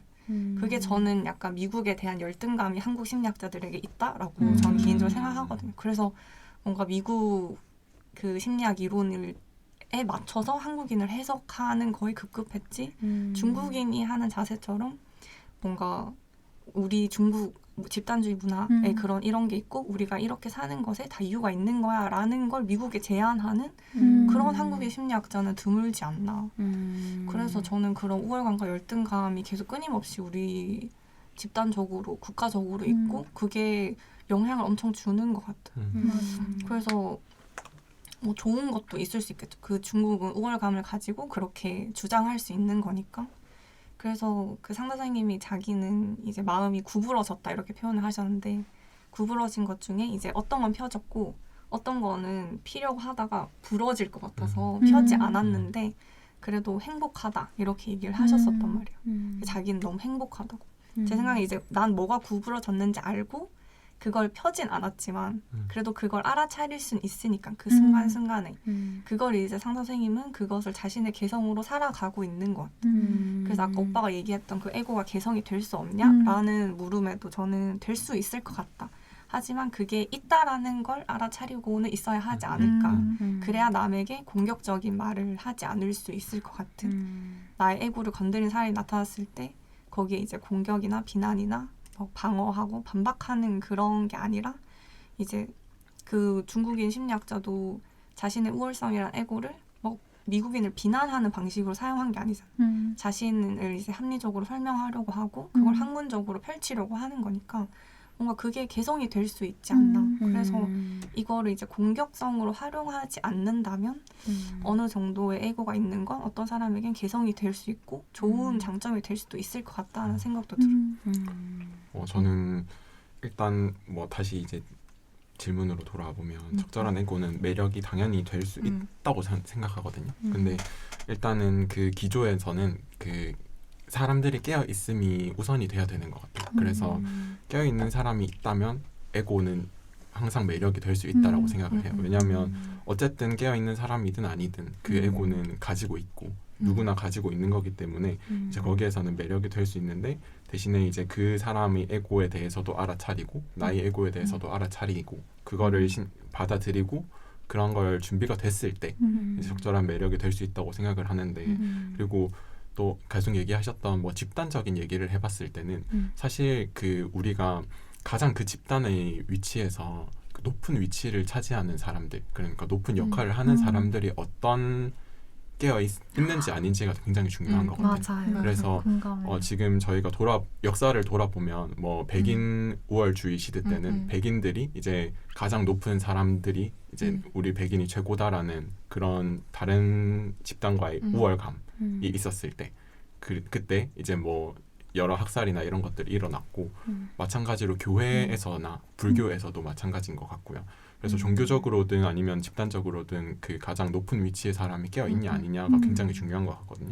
근데 그렇게 봤을 때 이제 동양적이나 서양적으로 봤을 때는 사실 동양 쪽에서는 집단이 하나가 굉장히 컸던 것 같아요. 왕의 체제로 이루어져 있었고 그리고 그 체제에서 왕이 굉장히 절대적이고 그 밑에는 왕을 받들어야 된다 이런 생각이었기 때문에 우리가 그 에고를 받아들이고 거기에 대해서 그 아무 생각을 못한 상태로 거의 동일화돼서 동일화돼서 끌려가는 거죠. 그 집단의 최고 위치에 있는 사람에게. 반대로 그리고 이제 거기에서 뭐 또 가족적인 모습이나 이런 것들에서도 좀 그런 영향이 컸던 것 같아요. 근데 반대로 좀 서구적인 쪽을 생각을 해보면 그 집단이 깨어있다 깨어있지 않다 이전에 작았던 느낌이 있는 거. 그래서 뭐 마을 체제로 운영이 된다거나 아니면 지금도 좀 개인주의적인 이런 느낌이 있다거나 그래서 그 제일 위에 있는 사람들이 깨어있는 것과 아닌 거에서는 큰 영향을 받지 않았던 거죠. 예를 들어서 지금의 미국 같은 경우에는 여러 가지 주가 있잖아요. 그 주마다의 성격도 다르고 그래서 국가 자체가 그런 우월주의적인 성격을 가진다고 해서 그 국가 전체가 우월주의적이지 않듯이 좀 그런 작은 파트들이 있는 것 같고 그리고 뭐 좀 종교적으로 생각을 해봐도 우리가 그 지금 현재의 교회는 굉장히 분화되어 있지만 과거의 교회는 굉장히 일원화되어 있었잖아요. 가톨릭 이런 데에서는 그럴 때는 그 교황이 만약에 혹은 그 거기에서 신권을 가지고 있던 왕이 그 좀 더 에고에 이제 동일화가 돼서 그런 우월주의적인 생각을 갖고 있다면 그렇게 이제 폭력을 가했던 거죠. 그래서 그렇지 않고 만약에 깨어 있다라고 하면 사실 이게 매력이 될 수 있고 그 갈등을 좀 더 원만히 해결할 수 있지 않을까라는 생각은 있어요. 요즘 그 제가 최근에 그 유키즈의 그 신부님하고 스님하고 목사님 나온 편 봤죠. 네. 그 편에서도 굉장히 그 영향력을 가지고 있는 세 분이잖아요. 근데 그 세 분들이 만약에 각자의 다 우월감을 가지고 혹은 열등감을 가지고 그 에고를 가진 상태로 그 방송에 출연을 했다면 일단 정말 제대로 될 수 있을까라는 것과 아예 출연도 안 하셨겠죠. 그리고 그래서 그런 모습들에서 볼 수 있듯이 우리가 그 사람들을 인정을 해주는 것 자체 그리고 이 사람의 에고를 인정해주고 그리고 내 에고를 알아차리고 거기에 현존할 수 있을 때 좀 더 이 에고가 진짜 매력을 발산할 수 있는 것. 그래서 음. 사실 이 에고라는 게 우리 삶에 대해서 원동력이 될 수 있다고 저는 생각하거든요. 현존만 하면 전 재미없다고 생각해요. 맞아. 있는데 그냥 있는 뭐 돌멩이나 마찬가지예요. 돌멩이가 되잖아요. 근데 이 에고가 있기 때문에 우리 삶이 재밌고 행복할 수 있다라고 생각을 하는데 대신 이제 그 적절한 에고라는 것들은 이 되려면 우리가 알아차리고 상대방의 그 상황에서도 서로의 현존을 인정해주는 게 좋지 않을까라는 생각이 들었습니다. 좋습니다. 제가 아까 희영이랑 그 정 얘기 들으면서 생각난 게 그 이 페어를 응시하라라는 책에 그런 내용이 나온단 말이에요. 희영이가 얘기했던. 그래서 그 거기에 이제 재난 상황들이 나오는데 뭐 지진이 난다든지 뭐 홍수가 난다든지 미국에서 그런 일이 있을 때마다 이제 막 옛날이니까 막 1920년대 이럴 때니까 이제 국가가 지원을 오는 거에 시간이 좀 걸려서 안에 커뮤니티 안에서 그 사람들이 극복을 해야 되는 거예요. 그 사람들끼리 있을 때 서로 자기가 가지고 있는 음식들 나눠서 먹고 서로 구해주고 막 그렇게 연대를 너무 잘하고 있는데 국가는 그 개개인을 계속 통제해야 하는 존재로 보니까 뭐 자기 말 안 따른다고 누구 구하려고 하는 사람 뒤에서 총 쏴서 죽이고 뭐 그런 일들이 있었던 그래서 그 사람 얘기하는 것도 그런 사람들이 이기적이고 자신의 생존만을 위해서 존재하는 게 아니라 그렇게 연대하려고 하고 다정하고 그리고 서로 사랑을 나누는 그런 존재라고 그래서 그런 가치를 집단적으로 깨우치게 해줄 수 있는 그런 게 있어야 되는데 그 종아가 얘기한 것처럼 그런 리더가 인간에 대해서 어떻게 생각하고 있는지 그거에 따라서 너무 많이 그 전체의 삶이 바뀔 수 있는 것. 맞아요. 진짜 좋은 말씀 같아요. 제가 최근에 이 집단적 에고를 정말 온몸으로 받아들인 경험이 있는데요. 이제 지금 교육계 이슈가 유보 통합이에요. 이게 유치원과 보육을 좀 유아 교육과 보육을 합치자라는 거고 정말 이전 정부, 뭐 전두환 정부 때부터 이루어졌던 수건 사업이고 이제 어떤 분들은 이제 이게 남북 통일보다 어렵다라고 할 정도로 이게 이제 간호사, 간호조무사 이렇게 두 집단이 아니라 정말 저희가 한번 나눠봤는데 한 7집단이 있어요. 그러니까 양성 체계도 너무 다르고 어쨌든 이제 요약을 하자면 이제 제가 협회에서 일을 하면서 이제 좀 그런 것들을 한번 항상 교사가 패싱이 되었기 때문에 교사의 의견을 정부에 전달할 좋은 기회가 있어가지고 이제 그런 것들을 모아서 이제 사람들을 모으고 이제 틀을 짜가지고 이제 집단을 나눴어요. 막 거의 막 10개 이상의 집단을 그냥 공립유치원 교사, 사립유치원 교사, 그리고 유아 자격증이 있는 이제 어린이집 교사, 없는 어린이집 교사. 근데 사실 그 유아 보육 자격증만 있는 어린이집 선생님들은 3개월 만에 단기간으로 이제 들어오신 건 경우예요. 근데 이제 국가 입장에서는 그런 인력이 굉장히 많이 필요했던 거고, 근데 국공립 유치원 교사 입장에서는 내가 힘들게 이 시험을 치고 들어갔는데 이게 통합이 되는 게 말이 되냐라는 거죠. 물론 그분들을 이해할 수 있지만 이제 그 사람들의 의견도 너무 모아주고 싶고, 왜냐하면 아무도 들어주질 않으니까 교사의 권리나 노동권에 대해서, 복지 처우에 대해서 이제 이야기를 하자.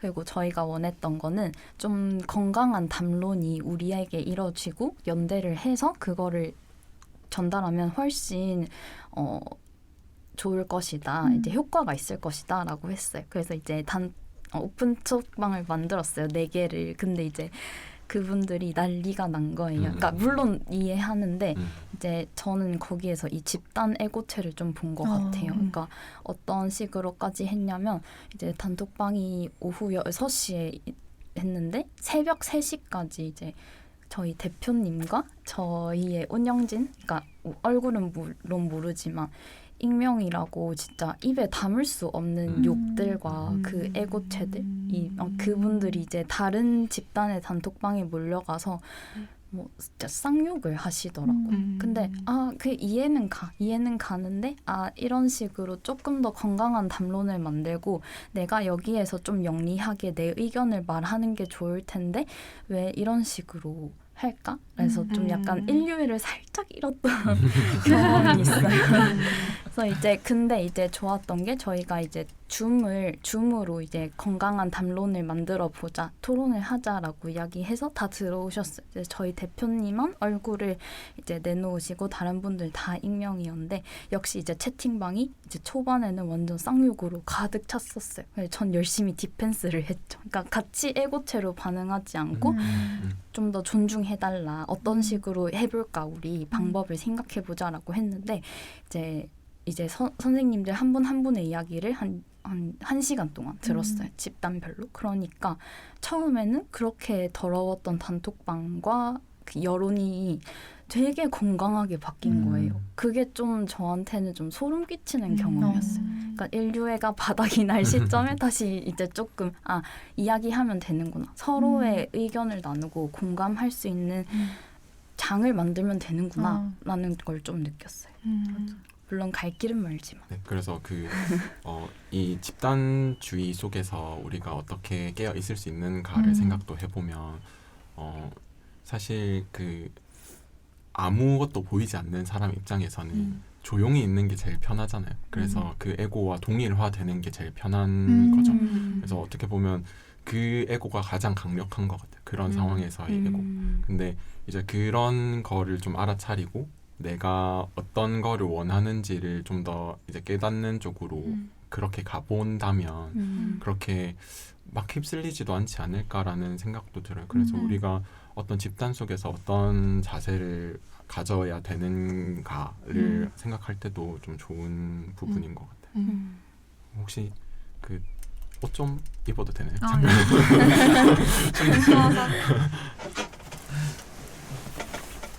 저는 영주 오빠가 더 덧붙이고 싶은 말이 있으신가요? 뭐 덧붙이자면 아까 제가 사피엔스 이야기를 했는데 그런 생각이 들어요. 인류가 진화를 해오면서 사실 뭐 아직 좀 더 밝혀야 될 부분은 많겠지만 유발 하라리의 주장에 따르면 인류가 이제 다른 모든 종족들을 다 없애버리고 인류가 이제 정상에 섰는데 그러니까 그 과정에서는 우리와 그들로 나누는 그것이 굉장히 중요했고 그들이라는 적을 만들므로 인해서 통합하는 것이 아주 중요했는데 그런 진화가 끝이 이제는 앞으로도 계속 진화는 되겠지만 어쨌든 우리가 호모사피엔스라는 종으로 자리를 잡았으니까 이제 그 진화론적인 관점에서 부작용이 지금 우리 사회를 굉장히 기능 장애로 몰고 가는 것이 아닌가라는 좀 진단을 해볼 수 있을 것 같다는 생각이 들었고요. 그런 것 같아요. 네. 그래서 우리가 좀 잘 해야겠네. 그래서 저는 이 책에서 이 영적 모임이 굉장히 중요하다. 영적인 깨어있는 사람들이 모여서 모임을 만들고 뭔가 담론을 만드는 것이 중요하다고 했어요. 저는 이런 독서 모임이 그런 기능을 좀 할 수 있다고 생각이 들었어요. 근데 사실 저도 그렇게 깨어있는 사람은 아닌 것 같아서 어떻게 내가 속한 집단이 영적 모임이 되기 위해서 어떤 역할을 할 수 있을까에 대한 뭔가 실천론적인 질문을 하고 싶었어요. 어디서 봤는지 제가 정확히 기억은 안 나는데 우리가 처음에 가장 어떤 집단에서 제일 중요한 사람이라고 얘기를 할 때 처음 아이디어를 제시하는 사람이라고 얘기할 때도 있지만 어떻게 보면 제일 중요한 사람은 퍼스트 팔로워거든요. 그래서 처음에 제시한 아이디어를 이제 처음 따라 할 수 있는 사람이 그 사람을 믿고 내가 이 아이디어를 밀고 나갈 수 있다라는 확신이 드는 사람인 것 같아요. 그래서 뭐 어떤 모임이나 이런 것들이 좀 더 영적으로 깨어있든 뭐 아니면 그냥 사회적으로 깨어있든 그렇게 될 수 있을 때 이 새로운 아이디어가 나왔을 때 거기에 대해서 반박 또는 무시를 우선으로 하기보다는 거기에 대해서 좀 더 깨어있음으로써 저희가 좀 더 발전할 수 있지 않을까라는 생각이 있는데 뭐 예를 들면 이런 거죠. 그냥 지금 뭐 사회적인 문제라든지 아니면은 뭐 좀 더 간단한 문제로는 청년에 관한 얘기라든지 이런 지원 정책이라는 것들이 제시가 되었을 때 누구는 그게 무슨 말이냐, 이거는 뭐 너무 비싸다 혹은 너무 추상적이다라고 얘기를 할 수 있겠지만 또 누군가는 그거는 뭐 충분히 있을 수 있는 얘기고 이렇게 발전할 수 있으면 좋겠다라는 것들 피드백을 줄 수 있는 사람들이 있잖아요. 그래서 그렇게 할 수 있는 상황인 게 되게 중요한 것 같아요. 그게 결과적으로 이게 되든 안 되든이 중요하다기보다는 그 처음을 보고 내가 이 사람을 그 있는 그대로 받아들이고 존중할 수 있는 사회가 되는 게 되게 중요하다고 생각을 하거든요. 그래서 우리가 흔히 말하는 왕따를 봤을 때 학교 폭력도 마찬가지고 우리는 독특한 사람을 보통 기피하는 경향이 있잖아요. 장애인이라든지 아니면 좀 더 독특하게 생긴 사람들이라든지. 근데 그런 사람들이 처음이 된 거죠. 그러면 그 사람들은 뭐 원하든 원하지 않든 처음이 됐어요. 근데 그 사람들을 존중해주고 그 받아들일 수 있는 퍼스트 팔로워가 되면 그 사람은 더 이상 왕따가 되지 않는 거죠. 그래서 그 핍박의 대상이 되지 않을 수 있는 거죠. 그래서 이게 사실 당연히 어려운 얘기고 추상적인 느낌일 수도 있지만 우리 근처에는 항상 퍼스트 팔로워들이 있거든요. 그래서 뭐 그 장애인을 대할 때도 그거를 불쌍하다고 생각하는 그 자체, 그 사람들 이 있잖아요. 그러면 그 사람도 언제든지 퍼스트 팔로워가 될 수 있는데 이제 그런 것들이 실현될 수 있도록 그 사람들을 받아들이도록 저희가 깨어 있을 수 있는 것들 그런 게 중요한 것 같아요. 그래서 뭐 사람 사는 세상에서 각자의 역할을 그런 것 너무 같아요. 멋있는 말인 것 진짜요. 같아요. 퍼스트 팔로워라는 말은 정말 멋있는 것 같아요. 되게 멋있어 보여. 좋았어요. 제가 좋다고 특히 느꼈던 부분이 뭐였냐면 보통 그냥 장애인이나 이렇게 소수자에 대해서 지지를 해줘야 된다든지 뭐 그들의 원하는 그런 정책들에 대해서 찬성을 해야 된다든지 이런 게 아니라 그들이 어떻게 됐든 원하든 원하지 않든 어떤 독특한 특성을 형상을 가진 퍼스트가 되었는데 그 사람을 팔로워할 수 있는 첫 번째 사람이 우리가 각자 될 수 있다는 거잖아요. 어떻게 보면 이게 I see you 그 사람을 있는 그대로 인정하는 게 아닌가. 맞아. 단지 그냥 나랑 다른 불쌍한 존재, 우리가 도와줘야 할 존재 이렇게 시혜적으로 바라보거나 혹은 완전히 무시하는 없는 사람처럼 취급하거나 뭐 왕따를 시키거나 그런 게 아니라 그 사람의 너와 나는 같다. 그래서 나는 너를 따라갈게. 퍼스트 팔로워. 뭐 이렇게 하는 게 되게 좋다라는 생각이 들었어요. 그래서 저는 오늘 또 배워가네요. 그래서 여기서 이제 정상적인이라는 게 기능 장애다라는 얘기를 하잖아요. 처음에. 그래서 그 반대로 생각해 보면 이상하다는 것도 전혀 이상하지 않다라는 거를 생각해 보는 것도 중요한 것 같아요. 맞아요. 맞아요. 이 책에서도 그 나의 에너지가 상대방한테 가잖아요. 그래서 약간 내가 퍼스트 팔로워가 되면 자연스럽게 이 모임이 그런 모임이 될 수 있는 것 같아요. 그래서 그런 게 그럼 저희 모임을 영적 모임이라고 부르죠. 그렇게 되기 위한 은하수다방. 그 말씀하신 거에서 저는 되게 좋았던 거 그리고 또 같이 얘기해보고 싶은 게 있어요. 여기 우리가 집단적인 에고 얘기도 했고 이제 말씀하신 퍼스트 팔로워 얘기도 했는데 순수한 있음이나 개인적인 그런 질문들에 넘어가기 전에 집단이나 사회에서 우리가 해야 할 얘기에서 조금 더 얘기하고 싶은 게 그 광장에서 우리가 어떤 역할을 할 수 있을지에 대해서 조금 더 자세히 얘기를 해보면 좋을 것 같아요. 그래서 아까 말씀하신 게 그 광장도 말씀하셨고 또 리더로서의 역할, 타워 얘기도 하셨는데 위기 질서가 아닐 때 우리가 어떻게 광장에서 적절하게 그 의견을 통합하고 또 각자의 개성을 살릴 수 있도록 지원해 줄 수 있을지에 대해서 조금 생각을 같이 다른 의견들이 궁금해요. 어떤 각자의 생각이 있으신지? 저는 이번에 그 유보통합 그걸 이제 총괄적인 걸 운영을 해보면서 사람들이 단어 하나하나에 미칠 듯이 예민하게 반응하고 물어뜯구나를 느꼈어요. 근데 물론 당연히 그럴 수 있다고 생각하는 게 이제 평소에 가졌던 가치관, 신념이 언어로 나오기 때문에 그럴 수는 있겠지만 그 단어 하나에 꽂혀버리니까 하고자 했던 이야기를 하지를 못하더라고요. 근데 그런 일이 있고 집에 와서 뉴스를 보는데 어떤 정치인이 한 말에 단어에 제가 꽂혀가지고 저딴 식으로 말을 한다고? 이런 식으로 생각이 들어버리니까 에고가 발동을 해서 저 사람이 진정하고자 하는 말은 안 들리고 내 생각만 이제 자꾸 나의 에고를 강화하기 위한 생각들만 하게 되는 거예요. 그래서 좀 배웠던 점이 나를 내려놓고 진짜 언니가 했던 것처럼 저 사람이 되어보는 역할이 필요하겠다라는 걸 생각이 들었어요. 첫 번째가 그렇고 두 번째로는 사실 저는 인터넷에 댓글을 달지 않는 사람이에요. 인터넷에 제 글이나 생각을 절대 쓰지 않는 사람인데 그런 것이 필요하겠다. 누군가를 지지해주고 퍼스트 팔로워가 되기 위해서 내 의견을 충분하게 가치롭게 피력할 수 있는 사람이어야겠다라는 걸 느꼈어요. 맞아요. 저는 요즘이 어떻게 느끼냐면 광장은 많이 마련되어 있는데 오염된 광장이 많은 것 같아요.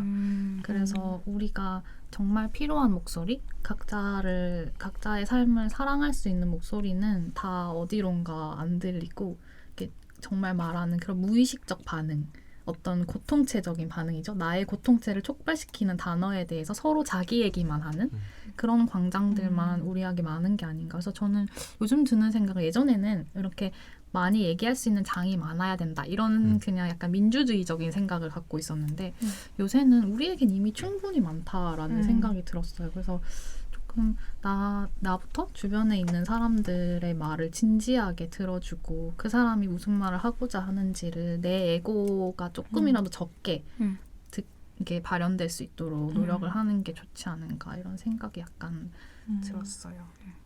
그래서 좀 드는 생각이 나부터 집단적 에고에 반응하지 말아야겠다. 맞아. 그게 첫 걸음이 아닐까 하는 생각이 좀 들어요. 그러니까 우리는 어쨌든지 간에 집단 속에 속해 있고 아까 희영이 얘기 들으면서도 내가 또 스쳐 지나가는 생각들이 막 몇 개 막 있는데 나도 집단적 에고에 많이 사로잡혀 있구나.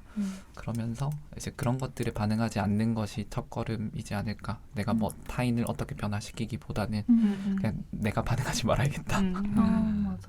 저는 광장이라고 얘기를 하니까 조금 다르게 생각이 되는데 아까 저희가 말씀을 나눴던 그런 내용은 집단적이었고 타워에 대한 얘기였잖아요.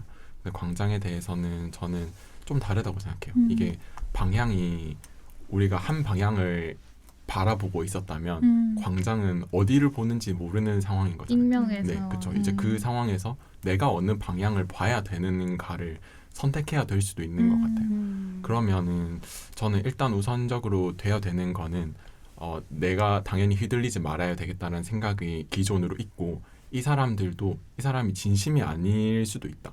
이 사람이 진짜 현존하지 않고 에고일 수도 있다라는 생각과 이제 거기서 제가 방향을 어떻게 해야 되는지에 대한 고민이 필요한 거. 그래서 일단 기본적으로 내가 깨어 있고 그 과정에서 어느 방향이 올바른 것인가 그리고 뭐 올바른가에 대한 것도 당연히 에고일 수도 있겠지만 이제 그 상황에서 내가 깨어 있으려면 어떻게 해야 되는가 이 사람들이 깨어 있으려면 어떻게 해야 되는가를 생각해 보는 게 더 좋은 것 같아요. 그래서 사실 어떻게 보면 난잡하죠. 광장이라는 것들이 우리가 광장에 있으면 이 사람들이 어디로 가는지도 모르고 뭘 하고 있는지도 잘 모르잖아요. 맞아요. 그래서 그 사람들에 대한 관심이라고 해야 되나? 그런 것들이 우선이 돼야 되는 것 같고 이 사람들이 뭘 보고 있는지 어디로 가고 있는지 그런 것들에 대해서 얘기를 먼저 우선이 돼야 되는 것 같고 그래서 더 어려운 것 같아요. 저는 오히려 거기서도 광장에서도 분명히 타워들이 있을 거거든요. 그 방향을 주도하는 사람들이 있을 거고 이쪽으로 가세요 저쪽으로 가세요 하는 사람들이 있을 거고 그런 것들을 알아차리고 우리가 그거를 뛰어넘으려면 뭘 해야 되는지도 알아봐야 되는 거예요. 당연히 그 에고들은 난잡하게 계속해서 돌아다닐 거니까 네. 그 과정에서 거기에 있는 사람들로서 어떻게 하면 이 방향을 그냥 그 방향대로 흘러가고 나는 그 자리에 있을 수 있는지 맞아.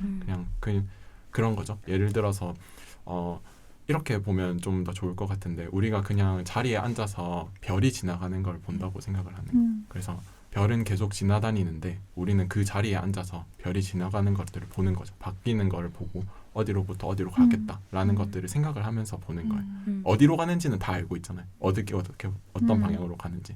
그래서 그럴 수 있는 게 되게 중요한 것 같아요. 맞아. 당연히 저는 못하는 일이지만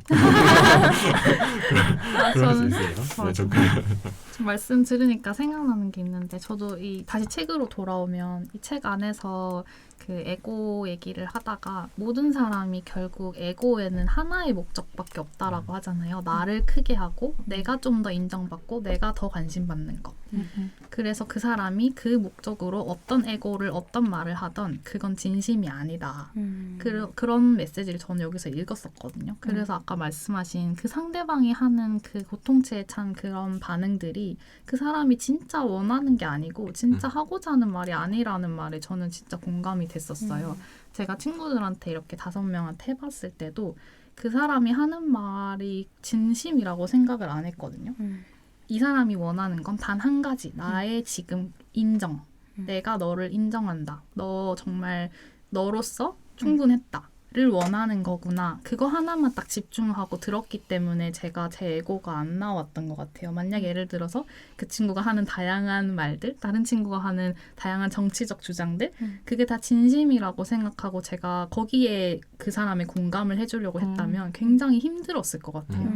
왜냐하면 사실은 말도 안 되는 말들도 있고 그렇게 하면 안 되는데 라는 생각이 드는 나의 사회적인 그런 지식으로 인한 판단이 있을 수도 있는데 거기에 대해서 다 지우고 아, 이 사람은 그냥 이 말은 그냥 약간 세일의 알림 같은 거고 다 사실은 나의 인정을 바라는구나. 이 사람의 존재를 충족시켜주길 바라는구나. 하나만 딱 집중했거든요. 그렇게 하니까 무슨 말을 하든 다 이렇게 스무스하게 대화가 되는 거예요. 그 사람이 어떤 정치적 얘기를 하고 뭐 어떤 이런 자기만의 주장을 펼치든지 너는 그래 존재로서 충분하다. 이걸로만 들리는 거예요. 저는. 그래서 저는 약간 광장에서는 그 휩쓸려 가지 않기 위해서는 아까 말씀하신 대로 그 사람이 하는 말 자체가 진심이 아닐 수도 있다라는 거. 그 사람이 진짜 원하는 건 그냥 그 사람이길 원하는 거다. 이거를 딱 기억을 하고 있으면은 휩쓸려 가지 않을 수 있는 것 같아요. 각자 어디로 가는지는 명확한 것 같아요. 다 자기를 원하는 건데 그 방식이 다양할 뿐인 거 아닌가라는 생각이 약간 들어요.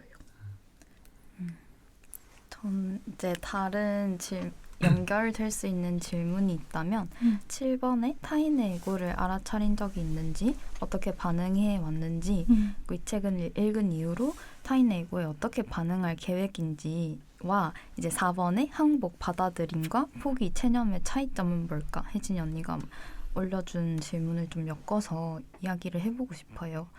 제가 이제 처음 석사를 서울로 갔는데 제 그 한 학기 선배가 너무 잘 챙겨주시고 좋은 거예요. 근데 이제 같이 차를 타고 가고 있다가 이제 그때는 제가 마음이 되게 여유로웠어요. 과제도 많이 없고 아니, 너무 다 좋은 거예요. 행복한 거예요, 세상이.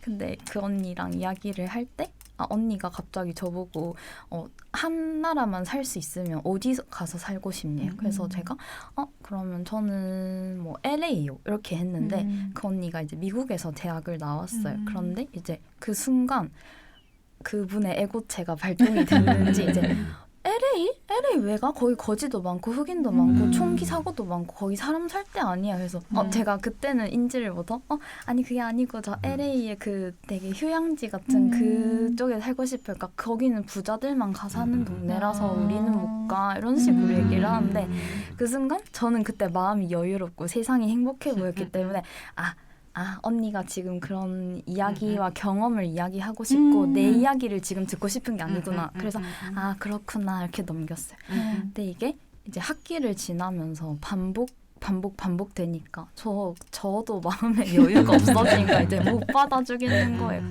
그래서 왜 저 사람은 맨날 저렇게 징징거리고 부정적으로만 생각하지? 라는 또 제 에고가 발동이 된 거예요. 근데 결국 학기가 끝날 때까지 이제 좀 못 하겠는 거예요. 저도 이제 그 내가 에고체로 반응해 버릴까. 그래서 약간 좀 피해 다녔어요.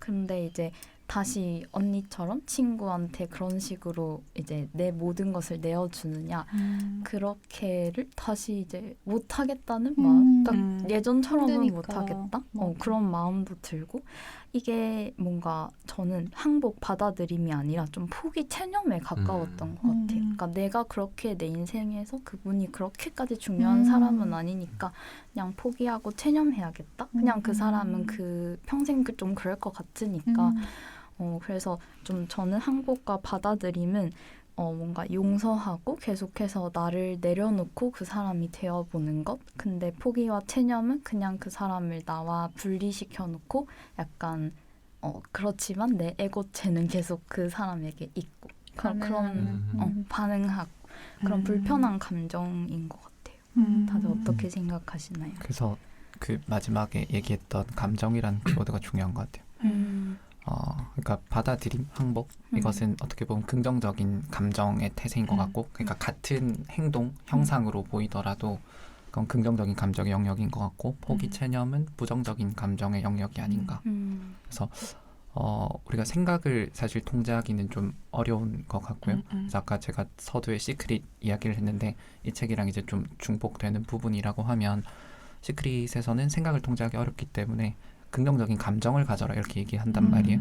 물론 이제 이 책에선 또 그 감정이 또 생각을 촉발하고 뭐 그런 부분을 이야기하는데 그래서 우리가 긍정적인 감정을 계속 놓지 않는 게 필요하지 않을까 하는 생각이 듭니다. 긍정적인 감정. 어려운 것 같아요. 근데 항상 이렇게 다른 사람을 존중하고 그 사람이 인정받고자 하는 욕구를 알아차려 준다는 게 왜냐하면 사실 우리가 그렇게 받아본 적이 별로 없잖아요. 그래서 더 못해주려고 하는 것 같아요. 근데 여기서 이 책에서 다시 돌아가면 책에서 그런 말이 나왔는데 없으려고 하면 약간 이 말이 맞는지 모르겠어요. 없으려고 하면 더 많이 받을 것이고 더 많이 받으려고 하면 없어질 거다.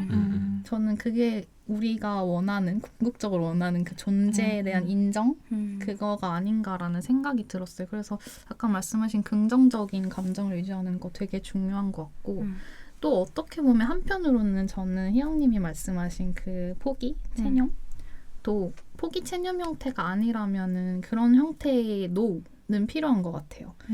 그 아까 여기 책에서도 나오는데 무조건 예스를 하는 게 좋은 게 아니다. 내 감정과 에고가 최대한 적게 들어간 상태의 노는 적절한 노이다라고 말하잖아요.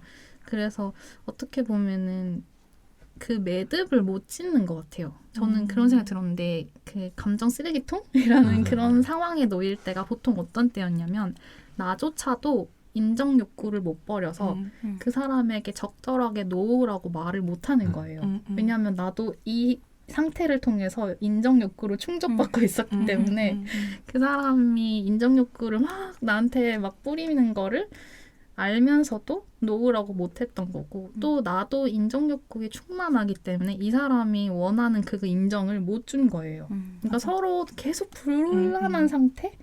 그러니까 만약에 제가 완전하게 내려놓고 다 가져가. 내 인정을 다 받아가라고 항복을 했다면 그 사람은 충분히 충만해지고 만족하고 제 친구가 그랬던 것처럼 3일간 엄청 편안했다고 그 친구들에게 카톡하는 그런 행위를 안 했다고 하더라고요. 그리고 알고 나한테 문자를 했다고 하더라고요. 그래서 그게 필요하지 않나. 항복하는 순간이 물론 매일 그럴 순 없지만 적절한 시점에 내가 너무 힘들 때는 노라고 하고 할 수 있을 때는 다 해주는 게 좋은 것 같아요. 완전히. 뭐 그런. 저 초점을 좀 옮겨오고 싶은데요. 그러니까 지금 하는 이야기들은 타인에 대해서 우리가 어떻게 반응하고 대응할 것인가 본인에 대한 이야기를 해보면 좋거든요. 나 내면에 대한 이야기. 그러니까 인정욕 아까 현주도 이야기를 했지만 저도 인정욕이 많은 사람인데 그것을 어떻게 충족이라는 단어로 표현하고 싶진 않고 충족이라고 하면 영원히 충족되지 않을 테니까 어떻게 해소할 것인가 나의 것을 어떻게 할까요? 나의 것을 해소한다. 그게 오히려 타인에게 대응하는 것보다 더 어려워요. 그런 것 같아서 어떻게 근데 저는 약간은 물론 이제 계속 같은 얘기 하는 것 같긴 한데 약간은 남한테 해줄 때 그냥 자연스럽게 좀 해소되는 걸 느꼈거든요. 물론 완전하진 않았어요. 당연히 그 순간에만 있었지만 그때 되게 행복했고 기뻤고 제가 친구들 만나면서 아 이렇게 행복한 적이 별로 없었다라고 느낄 만한 순간이었는데 그게 어려운 것 같아요. 일단 나한테 그렇게 해주기가 진짜 남한테 하기보다 더 어려운 건 맞는 것 같은데. 저는 이거를 얘기하려면 다시 타인으로 가야 될 것 같아요. 우리가 타인의 에고를 반응을 할 때 생각을 해보면 이 책에도 그런 장면이 있었는데 저는 그 장면이 왜 들어갔는지 생각을 못 하고 있었는데 방금 딱 들으니까 생각이 났는데 어느 분이 그 상담을 하고 식당에서 그 휠체어 탄 사람이 난장판 치는 장면이 네. 있었잖아요.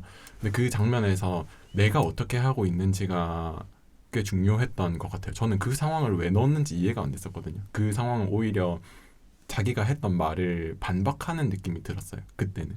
근데 지금 생각해 보니까 그때 그 사람이 어떻게 행동했는지를 생각을 해보는 게 좀 중요한 것 같은데 그때 그 사람이 직원에게 난장판을 치고 심지어 위해를 가했음에도 불구하고 그 사람은 아무것도 하지 않았었거든요. 근데 그렇게 할 수 있는 게 되게 중요한 것 같아요. 맞아요. 그 사람에게 이 사람은 나쁜 사람이고 이 사람은 불쌍한 사람이야. 이 사람은 잘못했고 이 사람은 맞는 사람이야 라고 생각을 했다면 그리고 그렇게 행동으로 옮겼다면 좀 더 다른 이야기가 될 수 있는 것 같은데 그렇게 하지 않고 이 사람의 존재를 그대로 받아들인 거죠. 그 에고체를 그대로 받아들이고 그리고 그 사람은 떠났어요. 근데 우리가 인간관계에서도 그런 것 같아요. 내가 그 자리에 있으면 사람들이 왔다가 또 가요. 그런 것처럼 언 사람에게는 내가 아까 현주님이 말씀해 주신 것처럼 그때의 최선을 다하면 되는 것 같고 가는 사람이면 가는구나라고 생각을 하면 되는 것 같아요. 사실 뭐 이것도 당연히 어렵지만 왜냐하면 저도 에고체가 있고 모든 사람에게 인정 욕구가 있기 때문에 그걸 해소하려면 이 사람을 쫓아가야 되거든요. 쫓아가서 빨리 나 잘했다고 해줘. 해줘. 나한테 관심 줘. 가야 되거든요. 그래서 쫓아가야 되는데 그런 거를 내려놓는 거죠. 내가 지금 인정 욕구가 있다는 거를 깨닫고 그거를 넘어서서 이제 놔둘 수 있을 때 좀 더 좋은 일이 있을 수 있을 것 같은데 제가 요번에 그 회사에서 피드백을 받았던 내용인데 저는 사실 이제 처음 회사 생활을 하면서 그리고 이제 사기업이라는 구조 특성상 성과를 내면 그게 어떻게든 보상으로 이어지잖아요. 그래서 그 보상을 최대한 많이 받아야 되겠다라는 생각이 있었나 봐요. 은연중에. 그래서 어떻게 하면 보상을 잘 받을 수 있을까? 어떻게 하면 성과를 잘 받을 수 있을까를 되게 많이 쫓아갔던 것 같아요. 근데 좀 아이러니하게 제가 이제 작년에 몸이 별로 안 좋아지고 좀 더 바빠지면서 그런 것들을 내려놨거든요. 에너지가 없어서 내려놨어요. 쫓아갈 힘이 없는 거예요. 근데 그때 오히려 피드백을 굉장히 좋게 받았어요. 내가 지금 할 수 있는 것들을 잘 하고 있구나라는 피드백을 더 많이 받았고 저도 마음은 당연히 급했지만 저는 마음이 급했지만 에너지가 없어서 할 수 없었던 상황이에요. 강제로 내려놓은. 강제로 내려놓은 상황이긴 한데 근데 그렇게 내가 내려놓은 상황에서 지금 있는 상황에 내가 할 수 있는 것들을 어쩔 수 없이 해봤던 거죠. 근데 그러고 나니까 이게 맞는 거구나라는 게 느껴지는 거예요. 좀 더 욕심을 많이 가지고 인정 욕구를 많이 가지고 내가 원하는 방향들로 갈 수 있으면 좋겠지만 지금 내가 여기에 있으면서 나에게 오는 것들 그리고 가는 것들을 구별하고 오는 것들을 붙잡고 가는 것들을 보내줄 수 있는 게 좀 더 중요한 것 같아요. 그래서 다시 이제 여기 주제로 돌아온다면 내가 나의 욕구라는 것들과 그런 에고를 대하는 것들도 마찬가지인 것 같아요. 나는 진짜 지금 여기 있으니까 내가 지금 잡을 수 있는 게 뭐지? 그리고 지금 보내줘야 되는 게 뭐지를 얘기해봐야 되는 것 같아요. 그래서 뭐 그게 어느 소재든 마찬가지인 것 같아요. 그게 뭐 사람과의 관계도 마찬가지고 뭐 업무나 이런 것들도 마찬가지고 그래서 지금 여기서 저희가 이렇게 얘기하는 것들도 이 시간을 놓칠 수 없이 2시간을 꽉꽉 채워야 되기 때문에 놓치지 않고 얘기를 하듯이 그렇게 사는 게 좀 더 좋지 않은가라는 생각이 들어요. 당연히 뭐 이것도 당연히 어려운 말이고 저도 과거에 집착하고 있고 미래에 대한 동경이 있지만 그 과거에 왔던 어떤 방향들과 그리고 미래에 갈 방향들에 대한 로망이나 아니면은 당연히 힘듦은 가지고 있죠. 근데 이제 그 힘듦을 대하는 태도 그리고 로망을 대하는 태도가 굉장히 중요한 것 같아요. 저는 그 과거에 있어서 이 사건들이 저에게 있었던 사건들이 굉장히 부정적이라고 생각을 하거든요. 근데 그런 거에서 묶여 있고 싶지는 않았어요. 그러니까 뭐 옛날에 이 사람이 나한테 못해줬던 거 아니면 이 사람이 나에게 부족했던 거 그런 것들이 그래 그거는 그거야. 근데 그래서 지금 나는 이런 내가 되었어. 그러면 지금 나는 뭘 할 수 있지가 되는 것 같아요. 그래서 좀 그런 방식이 그것도 왜 저는 그렇게 됐는지 전 잘 모르겠는데 그런 게 좀 더 건강하게 저희가 살 수 있는 방법 중에 하나인 것 같아요. 에고를 대할 수 있는 방법 중에서 건강한 방법도 되는 것 같아요. 그래서 이게 항복 받아들임과 포기 체념이라는 거를 나눈다기보다는 그냥 진짜 보내는 게 되는 거죠. 그게 체념의 형태가 될 수 있다고 생각도 하고 저는 받아들임의 생각도 될 수 있다고 생각해요. 그런데 본인이 어떻게 생각하느냐에 따라 맞아. 달라지는. 그래서 근데 어쨌든 그게 뭐 똑같은 것 같아요. 이 사람이 지나가는 거를 그냥 보는 것과 보내주는 것과 그 사람이 어쨌든 그 사람을 인정해주는 건 마찬가지인 거잖아요. 이 사람이 존재를 인정해주는 건 마찬가지니까 에고와. 그래서 거기에 대해서 내가 어떤 태도를 취하는지 그리고 그걸 생각을 어떻게 하는지가 살짝 다를 뿐이지 결론적으로는 비슷하다는 생각이 들어요. 참 정아 오빠 이야기를 들으면서 되게 득도한 것 같은 느낌을 받았는데 첫 번째로 그 책의 시타르타 읽어보셨나요? 그 마지막 스포를 좀 하자면 이제 스님이 되게 방탕하게 살다가 아들도 생겨요. 근데 그 아들이 이제 아버지를 떠나가려고 할 때 너무 그 아들을 사랑한 나머지 쫓아가려다가 중간에 멈춰서요. 알아차리고. 그래서 그냥 너무 사랑하지만 다시 집으로 돌아오는 그런 게 오빠가 그냥 편하게 보내주고 놓아주는 게 아닐까라는 생각을 했고 저도 이제 에고체라서 욕심이 정말 가득하게 살면서 과거를 놓치지 못하고 살다가 한번 그 영어 학원에서 그 조엘 오스틴이라는 미국의 굉장히 유명한 목사님이 계세요. 그분이 이제 Kiss Your Past Goodbye라는 이야기를 했어요. 그러니까 너의 과거에 그냥 키스 한번 날려주고 굿바이 하라는 말인데 그 강연을 들으면서 되게 눈물 펑펑 쏟았던 아직도 생각하면 약간 소름이 끼치는데 약간 내가 나 스스로를 괴롭혔구나 그걸 놓지 못해서 열등감에 살았구나를 되게 많이 느꼈던 것 같아요. 그래서 그런 걸 느꼈고 이제 타인을 보면서 그런 내 과거를 이해하고 놓아주면서 나 스스로를 좀 더 존중할 수 있겠다라는 가르침을 받았던 것 같아요. 오빠에게. 아멘. 저 영조 오빠 질문을 그 코헛이라는 정신분석 하는 사람이 있는데 그런 말로 저는 사실 그런 주제에 그런 관점을 보고 있는 게 있는데 이제 그 사람이 주장을 하는 건 어렸을 때 자기애가 손상이 될 수 있잖아. 그런 것 때문에 이제 우월감이나 열등감이 같이 이렇게 발생하는 그런 일들이 생기는데 그럼 그걸 어떻게 극복을 하는가?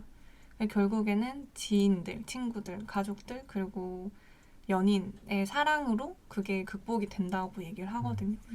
그래서 에고가 극복을 하는 방법은 결국 사랑이라고 저는 생각을 하고 그런 사랑이 이렇게 채워지면서 내 자기애, 그러니까 내 우월감과 열등감으로 섞여 있는 그 자기애가 손상되어 있는 게 회복될 때 그때 이제 거기서 좀 벗어날 수 있는 것 같아요.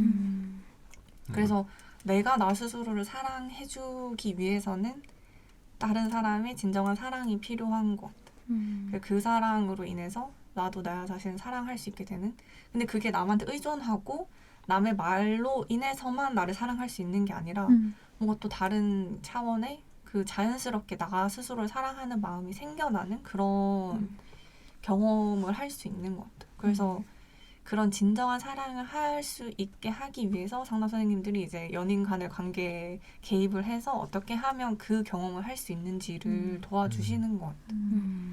그래서 여기 타인의 에고에 어떻게 반응하냐, 그 알아차릴 때 어떻게 하냐 이런 거에서도 이제 상담 선생님은 이제 상대방이 그런 모습을 보이면 잠시 다른 사람이라 생각하라고. 저 사람이 좀 다른 사람이 됐구나.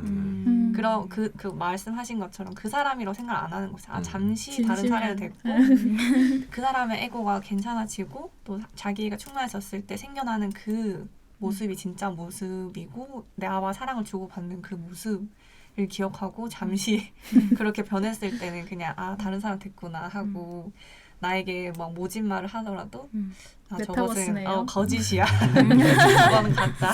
아. 귀담아 듣지 않고 뭐 그런 식으로 하라 하시더라고요. 근데 그게 굉장히 나 자신의 에고를 알아차리는 것에도 도움을 많이 주는 거. 메타인지가 되는. 그게 진짜 필요한 것 같아요. 그래서 결국 메타인지에 대한 얘기 같다고 하는데 결국 그런 부분에 대한 얘기인 것 같아요. 맞아요. 근데 조금 더 영적으로 깨어있는 그런 부분이 좀 더 섞여 있는 게 아닐까.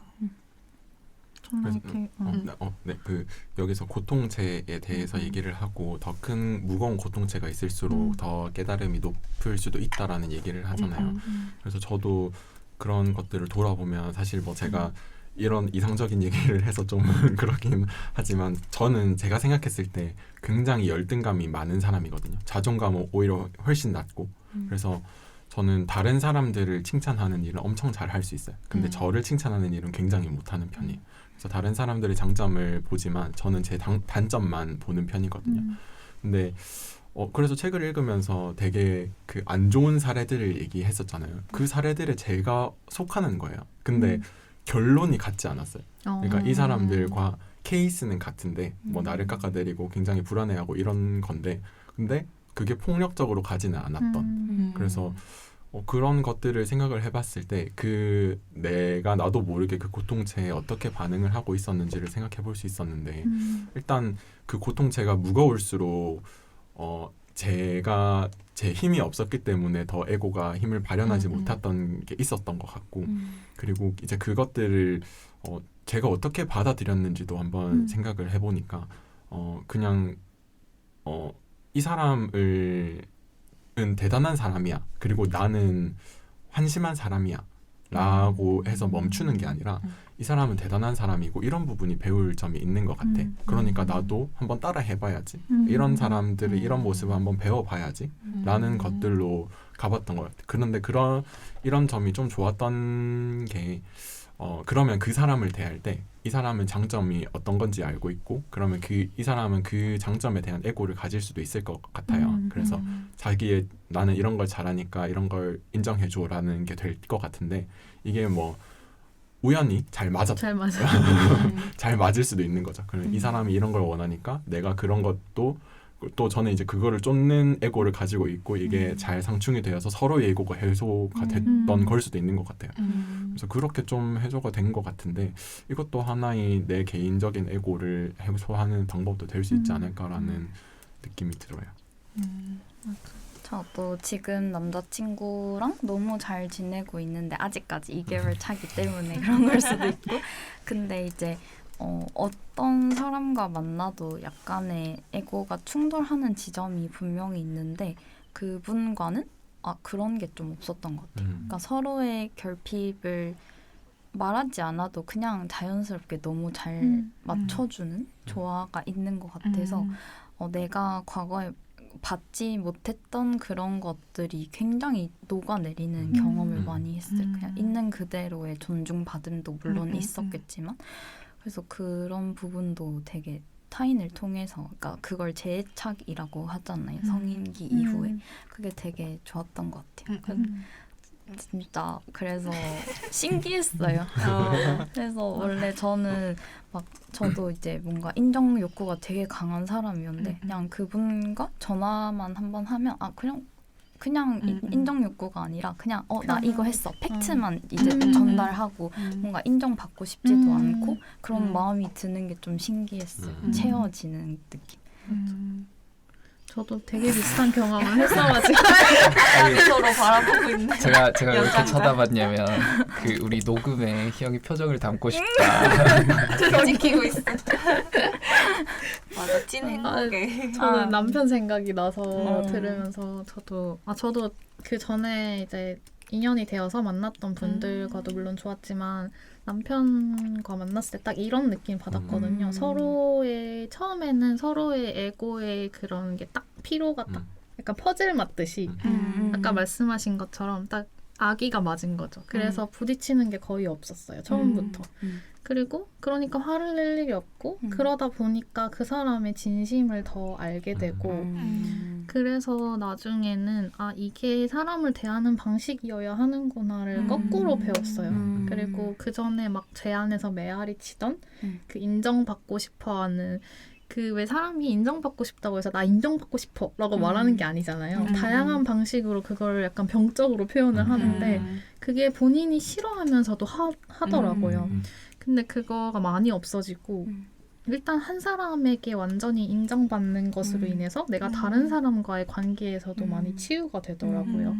그래서 엄마와의 관계도 갑자기 급 진전이 되어서 엄마를 이해하게 되고 그런 것도 생겼고 그래서 약간 어떻게 보면 사랑이 길이다라는 말씀이 저는 정말 진심으로 공감이 되고 그게 꼭 이성관계가 아니어도 가능할 것 같고 그리고 아까 말씀하신 거에서 얘기가 생각이 났던 게 있었는데 내가 남을 대하듯이 나를 대하면 좋겠다라고 말씀하셨잖아요. 근데 제 감정에 대해서도 이게 진심이 아니야, 이게 내 진짜 감정이 아니야 라고 생각해보는 게 되게 좋을 것 같아요. 예를 들어서 내가 막 어떤 사람을 비난하고 화내고 뭐 그럴 때 있잖아요. 좀 진짜 왜 저러지? 약간 이런 느낌이 딱 들었을 때 왜 저러지? 하는 나의 목소리만 가득 찬 게 아니라 야 잠깐이라도 근데 이게 내가 어떤 요인에서 했는지 한번 알아보자. 내 진심이 아닐 수도 있어.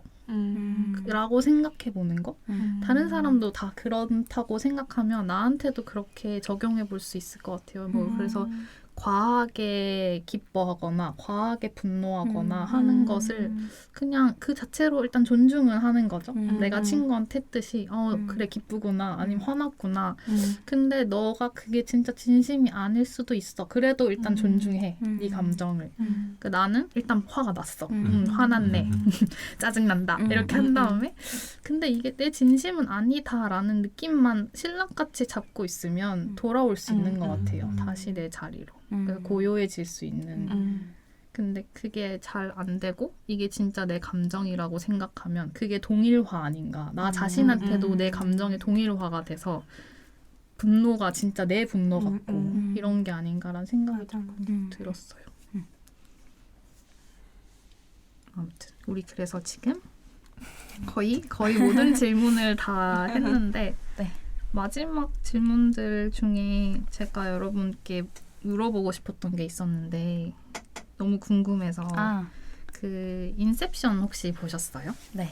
그 영화 인셉션을 보면 어떤 게 꿈이고 어떤 게 현실인지 알게 해주는 토템이 나오잖아요. 자기만 아는 그 미묘한 무게가 있고 균형점이 있어서 어떤 방식으로 돌렸을 때 꿈인지 에고인지 에고래. 현실인지 알아차릴 수 있는 그런 토템이 있는데 우리가 각자 어떤 토템을 활용할 수 있는지 아마 다 다를 것 같아요. 각자의 그 에고의 개성만큼 이 토템의 균형점도 아마 조금씩 다를 것 같은데 그게 어떤 게 있을 수 있는지 뭐 지금 당장 알 수는 없어도 한번 말해보고 이제 우리가 모임이 끝났을 때 생각해보면서 살아보는 건 어떤가 생각이 들었어요. 저는 이제 이 책에서 나오는 것처럼 뭐 분노, 반박, 비난하고 싶은 그런 마음이 들 때가 포인트인 것 같아요. 그래서 사실은 이게 뭐 기분 나쁠 수 있어. 근데 1, 2 정도만 기분 나쁠 수도 있는데 왜 나는 90까지 기분이 나쁠까? 그런 걸 한번 생각하는 게 그게 저에게 토템인 것 같아요.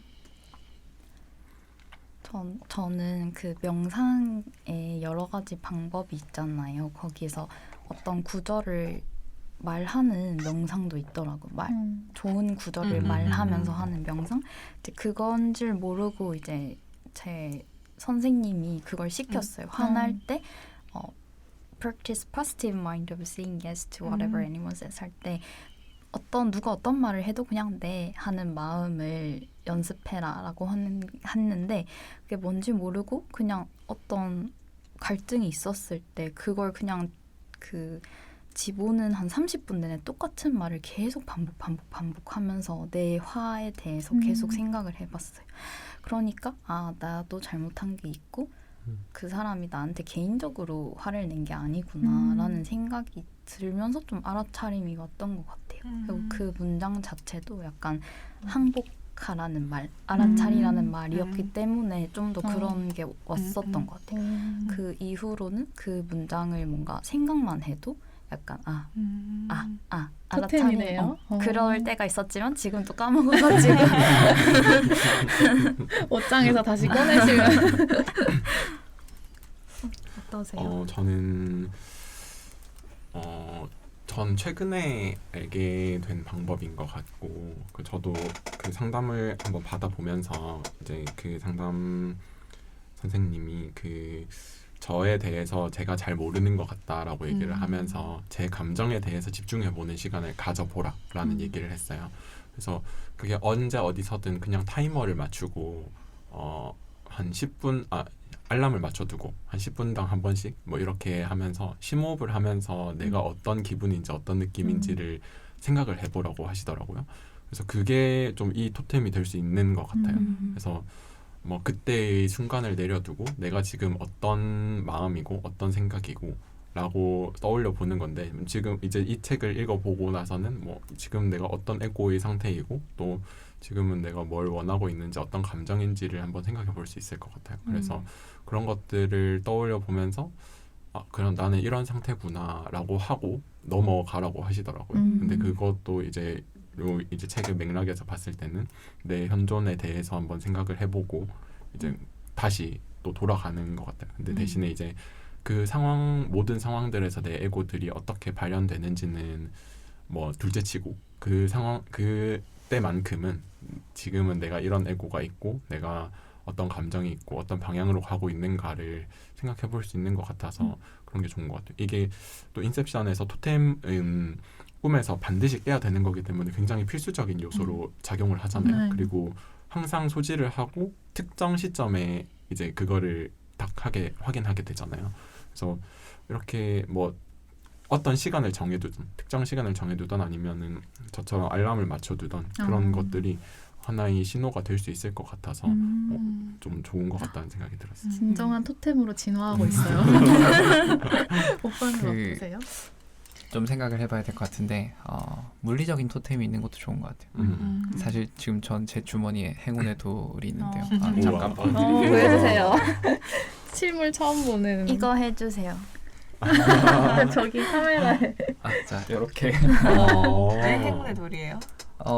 사실 이게 그 시크릿 책에서는 감사의 돌 이렇게 표현이 되는데 그냥 그런 게 있으면 좋겠다라고 생각을 했어요. 그러니까 어떤 상징물이고 그 토템을 우리가 그 인셉션 영화에서도 만졌을 때 어떤 무게 중심이라든지 어떤 그 약간의 굴곡이라든지 그런 걸 느껴지는데 사실 돌을 만져보면 굴곡이 있고 제가 그 굴곡을 많이 만졌기 때문에 그 느낌을 알아요. 그래서 이걸 어쨌든 그 가지고 있으면 굉장히 마음이 편하다라는 게 존재하기 때문에 사실 한 몇 년 동안 집어넣어놨다가 최근에 다시 좀 필요한 것 같아서 꺼내서 이제 쓰고 있어요. 그래서 아무튼 뭔가 내가 알아차리기가 쉽지 않다라고 하면 뭐 알람의 도움을 받아도 좋지만 그냥 물리적인 그냥 토템을 가지고 그냥 만지작 하면 그 순간에 내 감정을 곧바로 이제 긍정적인 감정으로 바꾸게 하는 그런 요소가 될 수 있는 것 같아서 도움이 되는 것 같습니다. 돌릴 순 없나요? 돌릴 수 있겠네요. 돌려도 되겠지만 말씀 듣고 보니 저도 아리아드네의 그 토템처럼 체스 말을 하나 만들까 생각이 드는데 저는 물리적인 거는 없고 그냥 저는 약간 명상이랑 비슷한 것 같아요. 그냥 심호흡하기 저는 순간적으로 그냥 다 화나거나 할 때 요즘 하는 게 이 책을 읽고 나서 내 아랫배에 집중을 하거든요. 그래서 그렇게 하면은 신기한 게 내 몸에 집중을 하면 감정이 동시에 있을 수가 없더라고요. 내가 감정을 느끼는 동안에는 몸에 집중을 할 수가 없어요. 근데 내가 몸에 집중을 하면 까먹어요. 내가 얼마나 화가 났든지 아까 말씀하신 것 중에 진짜 좋았던 게 1, 2만 화가 나도 되는데 왜 그러니까 화가 안 나는 걸 원하는 건 아니잖아요, 우리가. 근데 1인분 나만의 감정 1인분 내가 느껴도 적절한 정도의 감정이 아니라 막 90, 막 100, 어쩔 땐 100, 1000 막 이렇게 폭발하잖아요. 근데 그러고 싶지 않잖아요, 사실 우리는. 근데 그거를 딱 멈추게 해주는 좋은 방법 같아요. 그래서 저는 가끔씩 일하다가 화가 나면 이렇게 아랫배에 집중을 해요. 그러면 뭔가 마음이 편해지고 이제 일을 좀 이성적으로 이 상황을 바라보게 되고 그 사람도 이해하게 되고 그런 것 같아요. 그래서 토템 얘기를 한번 해보고 싶었어요. 토템이라는 장치가 뭔가 환기의 의미도 있고 셀프를 계속해서 불러온다. 내 삶에 그런 뜻도 되는 것 같아서 뭔가 삶으로 다시 떠오르기 라는 결론으로 마무리 지을 수 완벽한 있지 않을까. 야, 최고의 진행이었습니다. 그러면 마지막 마무리 해주시죠. 그냥 한마디 더 해도 돼요. 마지막 마무리 네. 말고 그냥 아까 몸에 집중하자는 이야기를 했는데 어제 제가 뭘 해봤냐면 샤워하면서 청각에 집중을 해봤어요. 그러니까 샤워하는 동안에 청각에 집중하기 굉장히 좋은 환경이더라고요. 왜냐면 물이 틀려 있고 가만히 있어도 물이 이제 튀는 소리가 계속 바뀌어요. 그런데 내 몸이 거기에 들어가니까 내 몸에 맞고 물이 튀기니까 소리가 또 달라져요. 근데 그게 뭐 튀겨서 이제 뭐 예를 들면 샴푸통에 부딪힌다든지 그리고 이제 내 몸에 이제 약간의 물이 조금 쌓였다가 한 번에 떨어진다든지 그럼 소리가 다 달라지는 거죠. 그러니까 내가 몸을 이제 씻는다고 몸을 이렇게 그 비비고 있을 때는 또 그 마찰음이 들린다든지 그러니까 뭐 혹은 이제 내가 머리를 씻는다라고 하면 이제 내 두개골을 통해서 소리가 들리기 때문에 다른 소리가 들려요. 그러니까 그래서 그 씻으면서 청각에 딱 집중을 해보니까 내가 인지하지 못했던 뭐 혹은 뭐 다 들어봤던 소리죠. 다 익숙한 소리인데 굉장히 새롭게 들리는 소리들이 정말 많구나라는 걸 어제 경험을 해봤고 아까 말했던 것처럼 그동안에는 내가 어떤 감정을 느끼기는 어려웠던 것 같아요. 그래서 그런 것이 하나의 좀 도움이 되지 않을까라는 이야기를 해봅니다. 그래서 청각도 뭐 이런 저것도 지금 저희 이 시간도 현재에 존재를 해야 할 수 있는 시간이기 때문에 맞아요. 지금 현재에 더 집중하는 삶을 가진다는 결론으로 오늘 오늘 정말 즐거웠습니다. 네, 너무 즐거웠습니다. 즐거웠습니다. 다들 수고하셨습니다. 네.